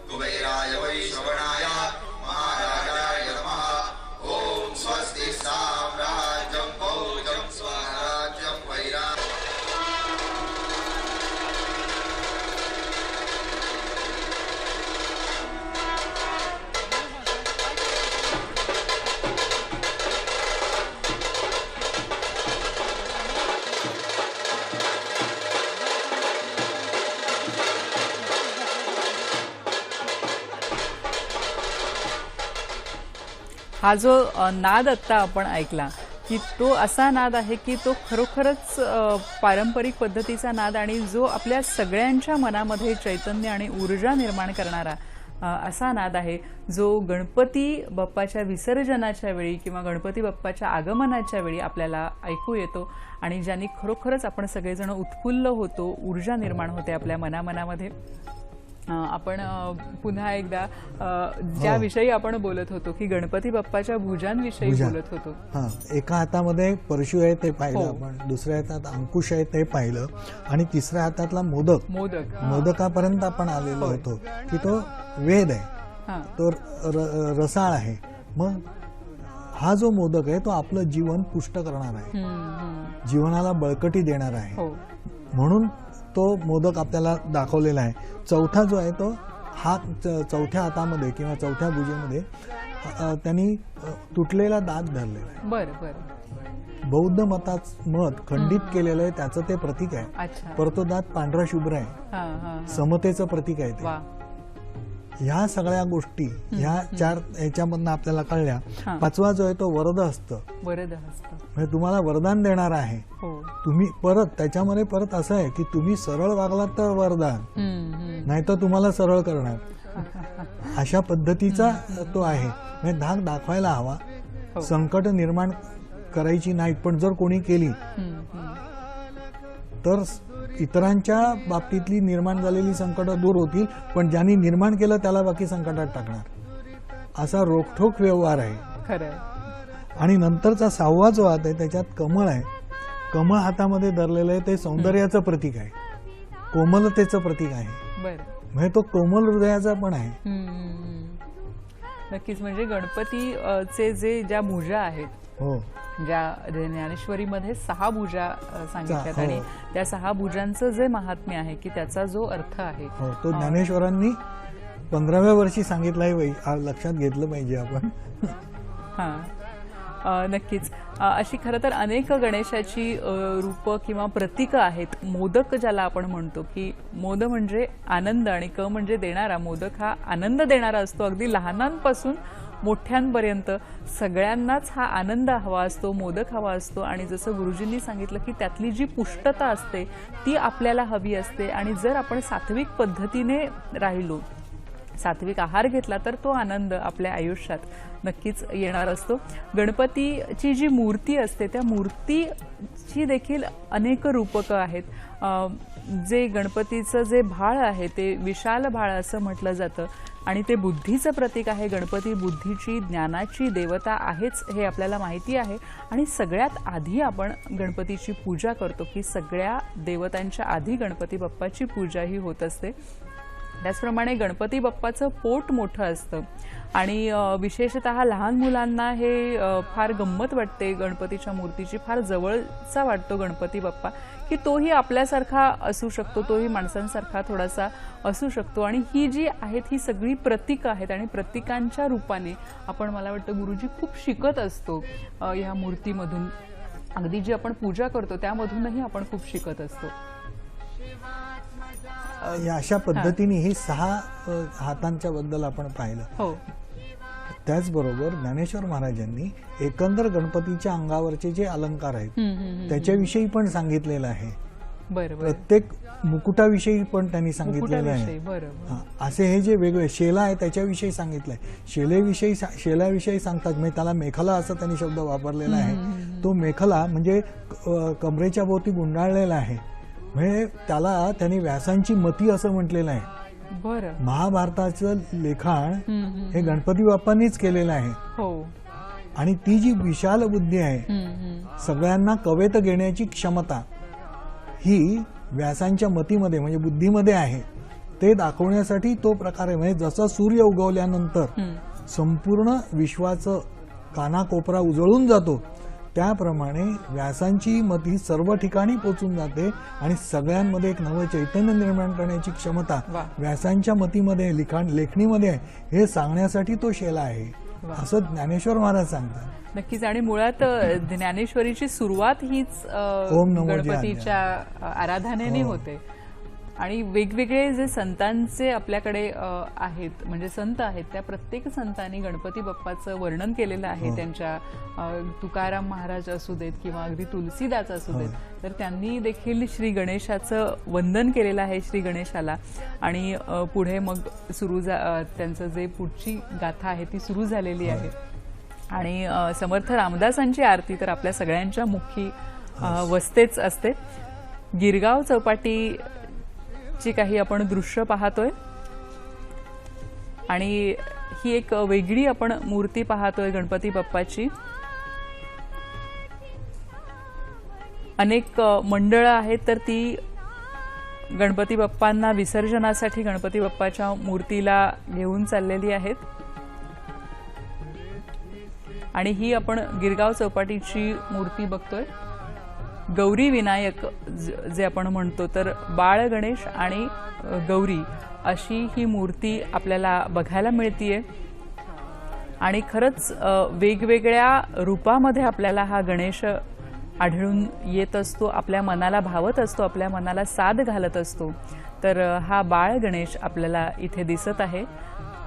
अतिशय लोभसवाणी अशी ही मूर्ती आपण पाहतोय. आणि फक्त 3 जण या मूर्तीच्या विसर्जनासाठी पुढे निघालेली आहेत. आणखी ही अनेक दृश्य आहेत महाराष्ट्रातल्या वेगवेगळ्या भागातली, ती सगळी दृश्य आपण पाहणार आहोत. गणपती बाप्पाच्या खूप गोष्टी आहेत त्या ऐकणार आहोत. आत्ता थांबतो एका छोट्याशा विश्रांतीसाठी. नमस्कार. विश्रांतीनंतर पुन्हा एकदा सगळ्यांचं मनपूर्वक स्वागत करते. गणपती विसर्जन सोहळ्याची दृश्य आपण पाहतोय. थेट प्रक्षेपण सह्याद्री वाहिनी आपल्यासाठी घेऊन आलेली आहे आणि आपण घरबसल्या ही जी सगळी दृश्य आहेत आणि गणपती बाप्पाच्या गोष्टी आहेत त्या आपण ऐकतोय. गुरुजी, आपण मगाशी पाहिलं की अनेक जी गणपतीची रूपं आहेत किंवा गणपतीबद्दल अनेक प्रतीकं आहेत आणि त्या प्रतीकांमधून आपण काही ज्या गोष्टी असतात, जी शिकवण असते किंवा जे मूळ तत्व असतं तिथे आपण पोहोचत असतो. गणपती बाप्पाचं वाहन उंदीर आहे हो या वेळेला. हो बरोबर. तर उंदराच्या बाबतीत आपण बघूया, उंदीर का वाहन घेतलं. तसं बघायला गेलो आपण तर गणपती बाप्पाचा देह स्थूल आहे, उंदीर असा छोटासाच प्राणी आहे. मग एवढा मोठा स्थूल देहाचा बाप्पा त्या उंदरावरती बसला तर उंदराचं काय होईल. पण ह्याच्यातलं रूपक आहे ना, ते आपण समजून घेतलं पाहिजे. लक्षात घ्या की उंदीर हा म्हणजे मायेचं रूप आहे, ते मायेचं प्रतीक म्हणून आहे. उंदीर बघा, कुठलीही वस्तू जर कुरतडायची असेल तर पहिल्यांदा फुंकर घालतो आणि तेवढा भाग बधीर करतो. मायाही तशीच करते. माया हळूच वासनेची तुम्हाला फुंकर घालते, आकर्षित करून घेते. म्हणून ती फुंकर घातल्यानंतर तुमची बुद्धी काम करत नाही, तुमचा विवेक नष्ट करते आणि मग तुम्ही वासनेच्या आहारी जाता. अशा ह्या उंदरावरती ते आरूढ झालेत. याचा अर्थ मायेला त्यांनी आपल्या ताब्यात ठेवलेलं आहे. बरं. आपण ते शिकायचं आहे की मला कुठल्याही पद्धतीने ह्या वासनांच्या आहारी जायचं नाही आहे. मला माझ्या मनावरती नियंत्रण ठेवायचं आहे, विवेकाने मला जगायचं आहे. ह्याच्यासाठी ते प्रतिकात्मक म्हणून उंदराचा आपल्याला आधार घेतला आहे असं वाटतं. हो बरोबर आहे, कारण अनेकांना प्रश्न पडतो की एवढासा छोटासा उंदीर आणि गणपती बाप्पांनी उंदराला का वाहन निवडावं हा प्रश्न अनेकांना पडत असतो. गणपती बाप्पाला आपण एकदंत म्हणतो की त्याचा एक दात असतो, तर त्याच्या मागेही काही गोष्टी आहेत. एक गोष्ट अशी आहे की परशुराम आणि गणपती बाप्पा यांचं एकदा भांडण झालं आणि त्यामध्ये गणपती बाप्पाचा एक दात तुटला असं सांगितलं जातं. दुसरी एक गोष्ट वेगळी अशीही आहे की गणपती बाप्पा जेव्हा महाभारत लिहायला बसले, व्यासांनी सांगितलेलं महाभारत, तर तेव्हा गणपती बाप्पांनी एक अट घातली होती की मला सलग सांगायचं महाभारत, मी कुठे लिहिताना थांबणार नाही. आणि गणपती बाप्पा असं झालं की गणपती बाप्पा लिहित होते महाभारत आणि मध्येच त्यांची लेखणी तुटली. आता लेखणी तुटली, आपणही अनेकदा लिहित असतो, आपल्या पेन बंद पडतं, पेनाची रिफिल संपते, अशा अनेक गोष्टी घडत असतात. पण गणपती बाप्पा होते ते, आणि त्यामुळे जेव्हा त्यांची लेखणी तुटली तेव्हा कुठेतरी गणपती बाप्पांना असं जाणवलं, एक आत्मपरीक्षण असं त्यांना वाटलं की आपण जे मघाशी सांगितलं की मी कुठे थांबणार नाही, मी आपला सलग लिहित राहणार आणि सलग मला सांगितलं पाहिजे तरच मी लिहिणार, तर कुठेतरी ह्याच्यामध्ये गर्व आला का असं गणपती बाप्पांना स्वतःला वाटलं. आणि असंही सांगितलं जातं एका कथेमध्ये की त्यानंतर गणपती बाप्पांनी लेखणी म्हणून काय केली असेल तर त्यांचा जो दात आहे तर त्या दातानी त्यांनी पुढचं महाभारत लिहिलं, अशी ही एक कथा आहे. गणपती बाप्पाच्या अनेक कथा आहेत आणि गणपती बाप्पाची रूपही अनेक आहेत. आता आपण जाऊया नागपूरला, आणि नागपूरमध्ये गणपती बाप्पाचं विसर्जन कशा पद्धतीने चालू आहे त्याची दृश्य आपण, ही नागपूरहून थेट प्रसारण आहे. नागपूरची दृश्य आपण पाहतोय. महाराष्ट्राच्या वेगवेगळ्या भागामध्ये गणपती बाप्पाचं जे विसर्जन आहे ते मनोभावे केलं जात आहे. आपण पाहतोय की हौदामध्ये गणपती बाप्पाचं विसर्जन होत आहे. जे कृत्रिम हौद, कृत्रिम तलाव जे तयार केलेले आहेत की तिथं एक समाजभान राखून ही जी सगळी मंडळी आहेत ही गणपती बाप्पाचं विसर्जन करतायत ह्या कृत्रिम तलावामध्ये.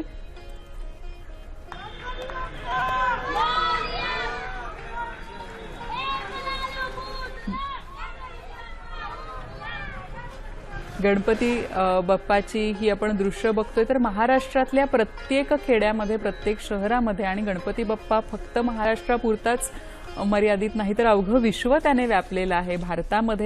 भारतात वेगवेगळ्या ठिकाणी गणपती बाप्पा आहे, त्याचप्रमाणे भारताबाहेर परदेशातही अनेक ठिकाणी गणपती बाप्पा बसवला जातो. आणि गणपती बाप्पाच्या विसर्जन सोहळा की अगदी मला वाटतं तुम्ही जसं म्हणालात की मुक्त कंठाने आपण या समारंभामध्ये ओरडू शकतो, आणि मुक्त कंठाने, मुक्तपणे, आणि आपल्या ज्या भावना आहेत, आपली जी भक्ती आहे ती अगदी मुक्तपणे आपण व्यक्तही करू शकतो. ही एक खूप जमेची बाजू आहे असं मला वाटतं. गणपती बाप्पाची तुम्ही मगाशी ज्या गोष्टी सांगितल्यात की एक उंदराची गोष्ट सांगितली, त्याच्या उंदराच्या बाबतीत आणखीन एक आहे की एक क्रौंच नावाचा गंधर्व होता बरं इंद्राच्या दरबारामध्ये. आणि त्याच ठिकाणी एक ऋषी गेले, नामदेव नाव त्यांचं. बरं. आणि त्या नामदेव ऋषींना त्या क्रौंच नावाच्या गंधर्वाचा पाय लागला. अच्छा. आणि त्यांनी त्याला शाप दिला. बरं. की तू उंदीर ऋषी. अच्छा. आणि तो उंदीर झालेला शेवटी पराशर ऋषींच्या आश्रमामध्ये जातो आणि तिकडे खूप उत्पात घडवतो, पराशर ऋषींना खूप त्रास देतो. मग पराशर ऋषी गणपती बाप्पाला बोलवतात आणि सांगतात की या उंदराचा मला त्रास होतो, त्याला जरा आळा घाल. आणि गणपती बाप्पा येतात. गणपती बाप्पा आल्यानंतर तो जो गंधर्व आहे तो उलट गंधर्व त्यांना शरण बिरण जातो. बरं. पण त्यावेळेला शरण गेल्यानंतर गणपती बाप्पा त्याला म्हणतात तुला काय वरदान देऊ. तो म्हणतो तू काय मला वरदान देणार, मीच तुला वरदान देतो, तुला काय हवंय ते सांग. त्याचा उद्दामपणा ज्या वेळेला बघतात त्यावेळेला गणपती बाप्पाने त्याला सांगितलं की आता तू माझं वाहन हो. म्हणजे मग तू इथे तिथे कुठे जाणार नाहीस, मी तुला नियंत्रणात ठेवीन. बरोबर आहे. म्हणजे खरं तर दोन्ही दृष्टींनी ही गोष्ट अतिशय प्रतिकात्मक आहे. एकतर आपण आपल्या मनावर नियंत्रण कसं ठेवावं, आणि तुम्ही जी गोष्ट सांगितली की गणपती बाप्पाचं वाहन जो मूषक होतो तो गणपती बाप्पाचंच एवढं नियंत्रण आहे की तो इकडे तिकडे पळू शकत नाही. आपण आणखी दृश्य पाहतोय ही महाराष्ट्रातल्या वेगवेगळ्या ठिकाणहून. मुंबईची आपण दृश्य पाहिली, पुण्याची पाहिली, नागपूरची दृश्य आपण पाहतोय, आणि वेगवेगळ्या ठिकाणी वेगवेगळ्या पद्धतीचा बंदोबस्त इथे केलेला आहे विसर्जनासाठी. विशेषतः यावर्षी म्हणजे कोरोना काळात हा जो बंदोबस्त आहे तो अधिक कडक आपल्याला दिसून येतोय आणि गणपती बाप्पाचं विसर्जन मोठ्या भक्तिभावाने सगळीकडे महाराष्ट्रभर वेगवेगळ्या ठिकाणी होताना दिसतंय आणि त्याची दृश्य आपण पाहिलीत. गुरुजी, गणपती बाप्पा आणि श्रीकृष्ण यांच्यामध्ये अनेक समानता आहेत, साधर्म्य आहेत असं सांगितलं जातं. आपण आता हे दृश्य पाहतोय गणपती बाप्पाच्या आरतीचं, गणपती बाप्पाच्या विसर्जनापूर्वीच्या आरतीचं. आणि आरती जेव्हा आपण म्हणतो तर तेव्हा त्या आरतीमध्ये पण एक आर्त भाव असतो जो अतिशय आपल्या मनाच्या तळातून आलेला असतो आणि म्हणूनच आरती जेव्हा आपण सामूहिकरित्या म्हणतो तेव्हा ती अक्षरशः आपल्या मनातल्या कणाकणाला जागृत करते असं म्हटलं तर वावगं ठरणार नाही. मनोभावे गणपती बाप्पाची आरती होताना आपल्याला इथे दिसतीये. दुर्वा दिसत आहेत गणपती बाप्पाच्या आवडत्या आणि ज्या मूषकाबद्दल आपण मगाशी बोलत होतो त्या मूषकावर आरूढ झालेले गणपती बाप्पा आपल्याला इथे दिसत आहेत. अतिशय प्रसन्न मूर्ती आपल्याला इथे दिसते आणि गणपती बाप्पाला निरोप देण्यापुरतीची आरती जी आहे ती मंडळींची चालू आहे. जरी साधेपणाने सगळा उत्सव असला तरी मोठ्या भक्तीने, भक्तिभावाने हा सगळा जो समारोह आहे हा सुरू आहे. आपण बघतोय की कृत्रिम तलावांमध्ये बऱ्याच गणेश मूर्तींचं विसर्जन केलं जात आहे की जे आज काळाची गरज आहे आणि काळाची गरज ओळखून हे जे विसर्जन आहे हे आपण होताना पाहतोय.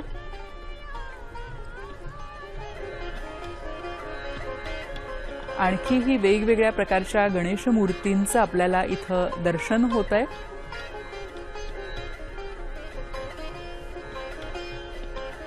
गणपती बाप्पाची अनेक रूपं आणि असं वाटतं की जो मूर्तिकार आहे तो आपल्या कल्पकतेतून ह्या मूर्ती घडवत असतो आणि त्या कल्पकतेला खरंच काही जे आपण म्हणतो की जेवढं करावं तेवढं थोडं, इतकी अथांग गणपतीची कीर्ती आहे आणि इतक्या वेगवेगळ्या प्रकारे आपण गणपती बाप्पाची जी मूर्ती आहे ती आपण बनवू शकतो.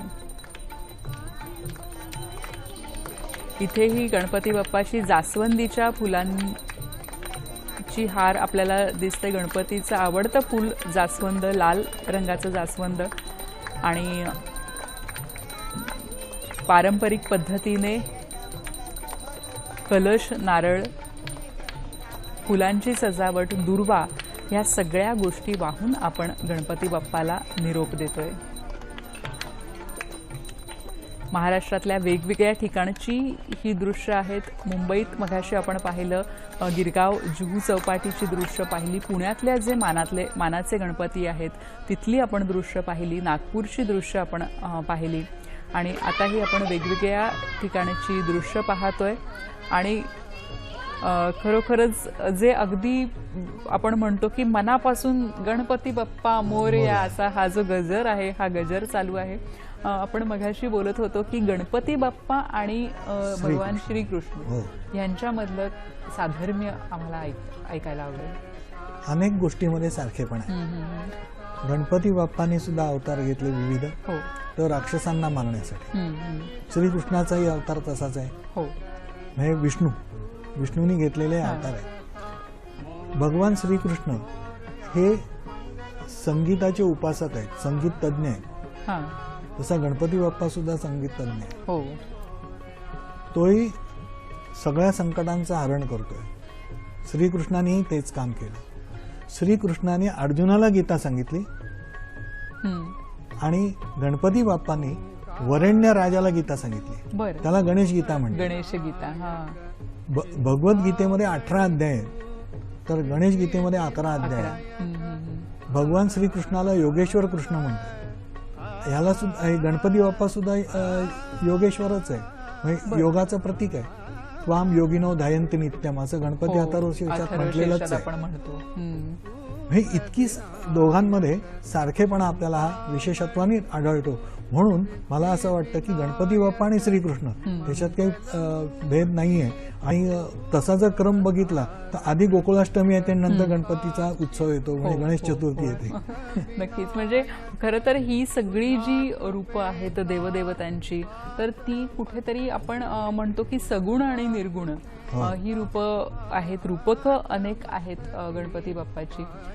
तर तुम्ही जसं सांगितलं की गणपती आणि श्रीकृष्ण, तर ह्यांच्यामध्ये बरंचसं साधर्म्य आहे. गणपती बाप्पाचे अनेक नेतृत्व गुण आहेत. हो, श्रीकृष्णाचंही नेतृत्व गुण आहे. आता साधी गंमत बघा ना की तो गोकुळामध्ये आहे, अनेक वर्ष इंद्राची पूजा चाललेली आहे, हो, आणि ती बदलून तो गोवर्धनाची पूजा करायला सांगतो. सगळेजण त्याचं ऐकतायत. हे नेतृत्व गुणच आहे खरंच. म्हणून तोही एक प्रकारचा गणनायकच आहे, गणांचा नायक, नायक लोकांचा आहे. नायक. बरं, त्यांनी सांगितल्यानंतर कितीतरी जणांची बुद्धी बदललेली आहे, काही दुष्टांची बदललेली, हा भाग वेगळा. पण जे खरोखर विचारी होते ते होते. आपल्याला भीष्मांचं उदाहरण देता येईल. भीष्मांना आदर्श कोण होता? श्रीकृष्णच होता. द्रोणाचार्यांनाही तोच होता. मग अशा पद्धतीने जर आपण बघितलं तर श्रीकृष्णाकडे एक वेगळ्या आदराने बघणारी, त्याच्याही पेक्षा वयाने मोठी असलेली माणसं होती. इथेही तेच आहे. तो वेगवेगळ्या युक्त्या लुक्त्या करतो आहे, ज्या श्रीकृष्णाने पण केल्या, इथे गणपती बाप्पाने पण केलं. ते आपल्याला माहिती आहे की शिवलिंग घेऊन जेव्हा चालले होते, आत्मलिंग रावण, तर ते घेऊन जायचं, त्याला नेऊ द्यायचं नव्हतं. गणपती बाप्पांची योजना केली आहे तिथे, आणि मग त्यांनी ते लिंग खालती ठेवलेलं आहे की जे ठेवायचं नव्हतं. असं करून ते लिंग तिथेच राहिलं आणि रावण घेऊन जाऊ शकला नाही.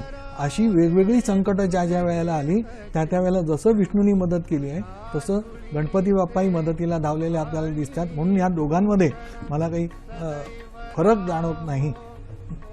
म्हणजे एकाच मोठ्या शक्तीची, अनंताची ही दोन रूपं आहेत असं देखील आपल्याला. हो, आपण त्याचं विजेचं उदाहरण घेऊ शकतो ना. नक्कीच. वीज ही सगळ्यात तरसारखी. आता दिव्यात आली तर ती प्रकाश ऊर्जा देते. हो, बेलमधनं गेली तर ध्वनी ऊर्जा देते. इस्त्रीमध्ये वापरली किंवा गिझरमध्ये वापरली तर उष्णता ऊर्जा देते. नक्कीच. ती मुळात शक्ती एकच आहे, पण वेगवेगळ्या पद्धतीने ती आपल्याला उपयुक्त ठरते. तसंच हे ईशतत्व आहे की जे वेगवेगळ्या प्रकारे आपल्याला उपयुक्त ठरतं. ईशतत्व वेगवेगळ्या प्रकारे आपल्याला हे उपयुक्त ठरतं. अशा अनेक गोष्टी आणि ज्ञान देखील, ह्या फक्त गोष्टी नाहीये तर ह्याच्यातून अनेक महत्त्वाचे मुद्दे आपल्याला कळत आहेत, ज्ञान मिळतंय. याबद्दल आपण आणखी बोलणार आहोत, गप्पा मारणार आहोत. आता थांबतो एका छोट्याशा विश्रांतीसाठी.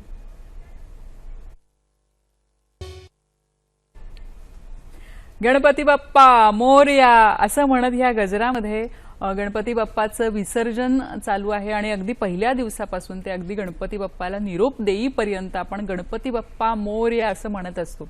तर हा जो मोरया हा शब्द आहे, या शब्दाचा अर्थ काय बरं आहे?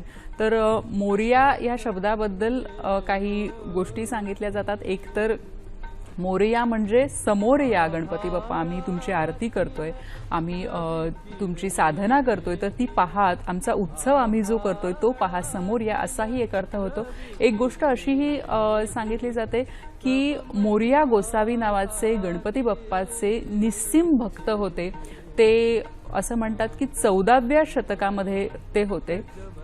मूळचे ते कर्नाटकचे होते आणि तिथे गणपती बाप्पाची ते ज्या पद्धतीने भक्ती करत होते, ज्या पद्धतीने तल्लीन होत होते त्या भक्तीमध्ये, तर तिथे लोकांना असं वाटायचं की हा काहीतरी वेडेपणा चालू आहे. की कोणतीही गोष्ट जेव्हा आपण अतिशय तल्लीन आणि एकरूप होऊन करतो तेव्हा जे इतर बाहेरच्या ज्या गोष्टी आहेत त्याचा विसर पडतो आपल्याला. आणि जे मोरया गोसावी आहेत त्यांच्या बाबतीतही तसंच झालं. त्यानंतर ते चिंचवडमध्ये आले. चिंचवडमध्ये आपल्याला मोरया गोसावींचं जे आत्ताही आपल्याला माहिती आहे की तिथे देवस्थान आहे, अनेक लोक तिथे भक्तिभावाने जातात.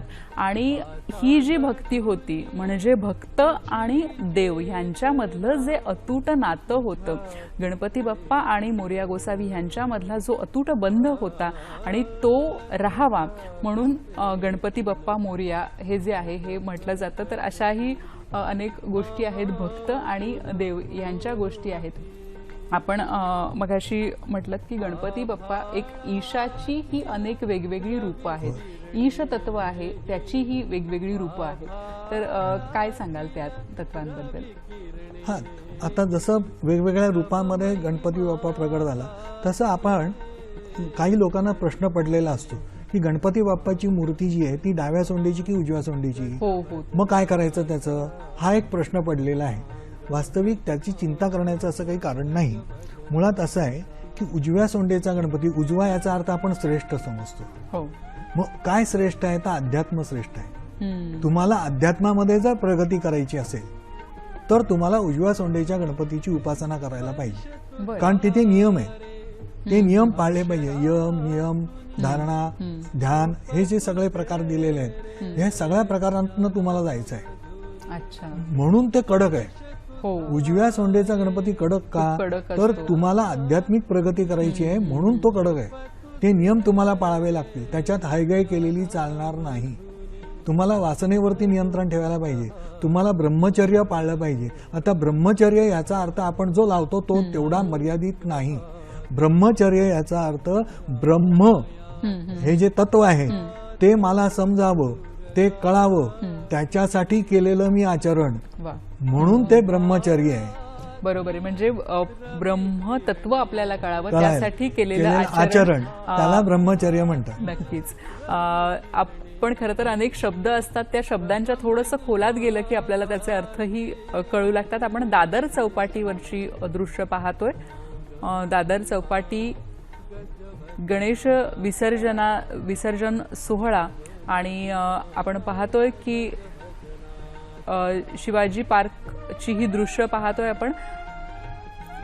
गणपतीच्या ज्या मूर्ती आहेत त्या मूर्तींचं विसर्जन होताना आपल्याला दिसतंय, आणि जे इथे जे नेमून दिलेले जे कर्मचारी अधिकारी आहेत तर त्याप्रमाणे, म्हणजे जी एक सिस्टम नेमून दिलेली आहे त्या सिस्टम प्रमाणे आज विसर्जन अतिशय शिस्तीत होताना आपल्याला दिसतंय. आणखी एक मोठी मूर्ती आपण इथे पाहतोय की आणली जातीये विसर्जनासाठी, आणि पोलिसांचा बंदोबस्तही आपण पाहतोय की तैनात आहे. गणपती बाप्पाला शेवटचा निरोप दिला जातोय. गणपती बाप्पाची ही थोडी मोठी मूर्ती आहे, कारण मघाशी आपण जसं पाहिलं की ज्या छोट्या छोट्या मूर्ती आहेत त्या सगळ्या छोट्या छोट्या मूर्तींचं कृत्रिम तलावांमध्ये आणि हौदांमध्ये विसर्जन होतंय, आणि काही ज्या मोजक्या मोठ्या मूर्ती आहेत त्यांचं इथं समुद्रामध्ये विसर्जन होताना आपल्याला दिसून येतंय.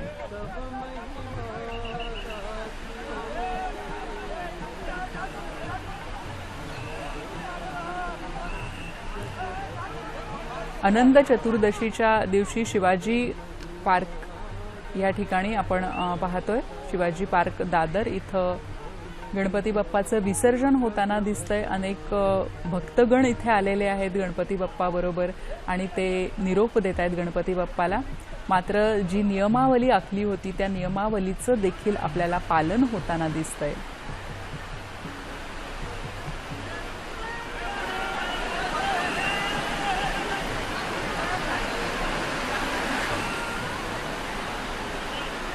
गणपती बाप्पाचं शेवटचं दर्शन घेतलं जात आहे, आणि पुढच्या वर्षी येण्याची आतुरता ही तर आहेच.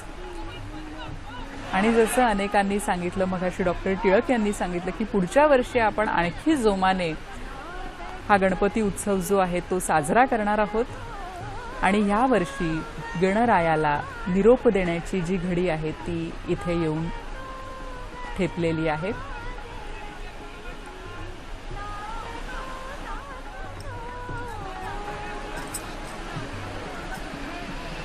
मंडळांना, गणेश मंडळांना किंवा गणेश भक्तांना समुद्राच्या आत, समुद्राच्या पाण्यात जाण्याची परवानगी ह्या वर्षी नाही आहे.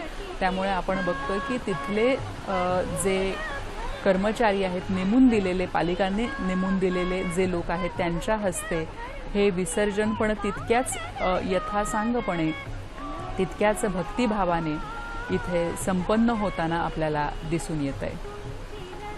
दादर शिवाजी पार्कची ही दृश्य आहेत.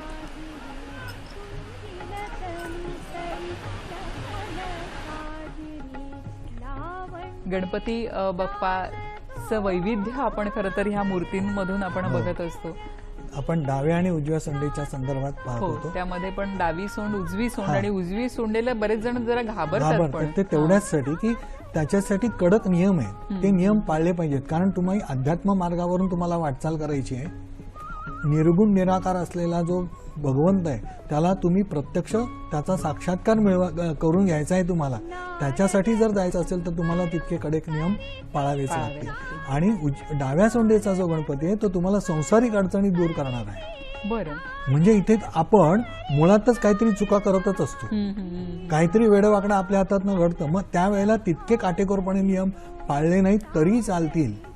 म्हणून ते आहे, जर तुम्ही उजव्या सोंडेचा गणपती आणला तर तुम्ही त्याची पूजा करू नका, पण तो असला तरी चालेल, त्यांनी काही संकट येणार नाही. मुळात तो विघ्न हरता आहे, तो विघ्न करता नाहीये, नक्कीच हे निश्चित. त्याच्यामुळे भीती बाळगायचं काही कारण नाही. आपल्याला आध्यात्मिक प्रगती करायची असेल तर उजव्या सोंडेचा, अन्यथा ऐहिक गोष्टींसाठी डाव्या सोंडेचा गणपती, म्हणून ते डावं ठरतं ना. खरंय. आध्यात्मिकच्या तुलनेमध्ये ऐहिक जीवनामध्ये यश मिळवणं हे डाव्या कमी आहे, हलकं आहे. ह्याच्यासाठी त्याला विशेष असे नियम नाहीये. बरोबर आहे की उजव्या सोंडेचा गणपती आणि डाव्या सोंडेचा गणपती ह्यामध्ये अनेक लोकांची अशी मतमतांतर असतात. आणि गणपती बाप्पा आणि ओमकार ह्याचं एक खूप अतूट असं नातं आहे. ओमकार म्हणजेच गणपती. आणि आपण बघतोय इथे की गिरगावची दृश्य आपण पाहतोय.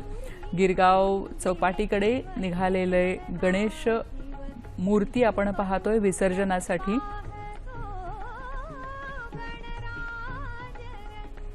अनेक मंडळं आहेत किंवा काही घरगुती गणपती आहेत, तर अतिशय कमी संख्येने इथं लोक उपस्थित आहेत. आणि जरी नेहमीचा तामझाम नसला, इथे खूप मोठे आवाज नसले, तरीही शांततेत आणि शिस्तीत हे गणरायाचं विसर्जन आपल्याला होताना दिसतंय. गणपती बाप्पाच्या विसर्जन सोहळा आज आपण सह्याद्री वाहिनीच्या मार्फत घरबसल्या आपण सगळेजण बघताय. आणि ही जी वेगवेगळी दृश्य आहेत तर खरंच ह्या वर्षीचं खूप वेगळेपण आहे. आणि संकट काळातही सगळ्यांनी स्वतःची जबाबदारी ओळखून हे सगळं लोक करतायत. जे नियम दिलेले आहेत त्या नियमांचं काटेकोरपणे पालन देखील करतायत. ओमकार जेव्हा आपण म्हणतो ओमकार नाद, त्याच्यावर आता सध्या वेगवेगळ्या युनिव्हर्सिटीमध्ये, भारताबाहेरच्या युनिव्हर्सिटीजमध्ये देखील संशोधन चालू आहे आणि त्याचे फायदे आपल्या सगळ्यांना माहितीच आहेत.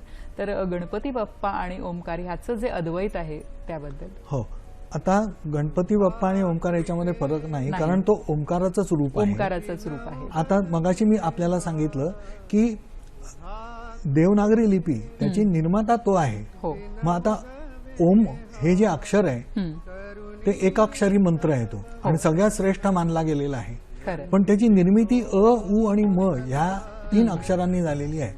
मग आता आपण जे उच्चारण करतो, म्हणून मगाशी सांगितलं की ध्वनिशास्त्रावरती आधारित आहे.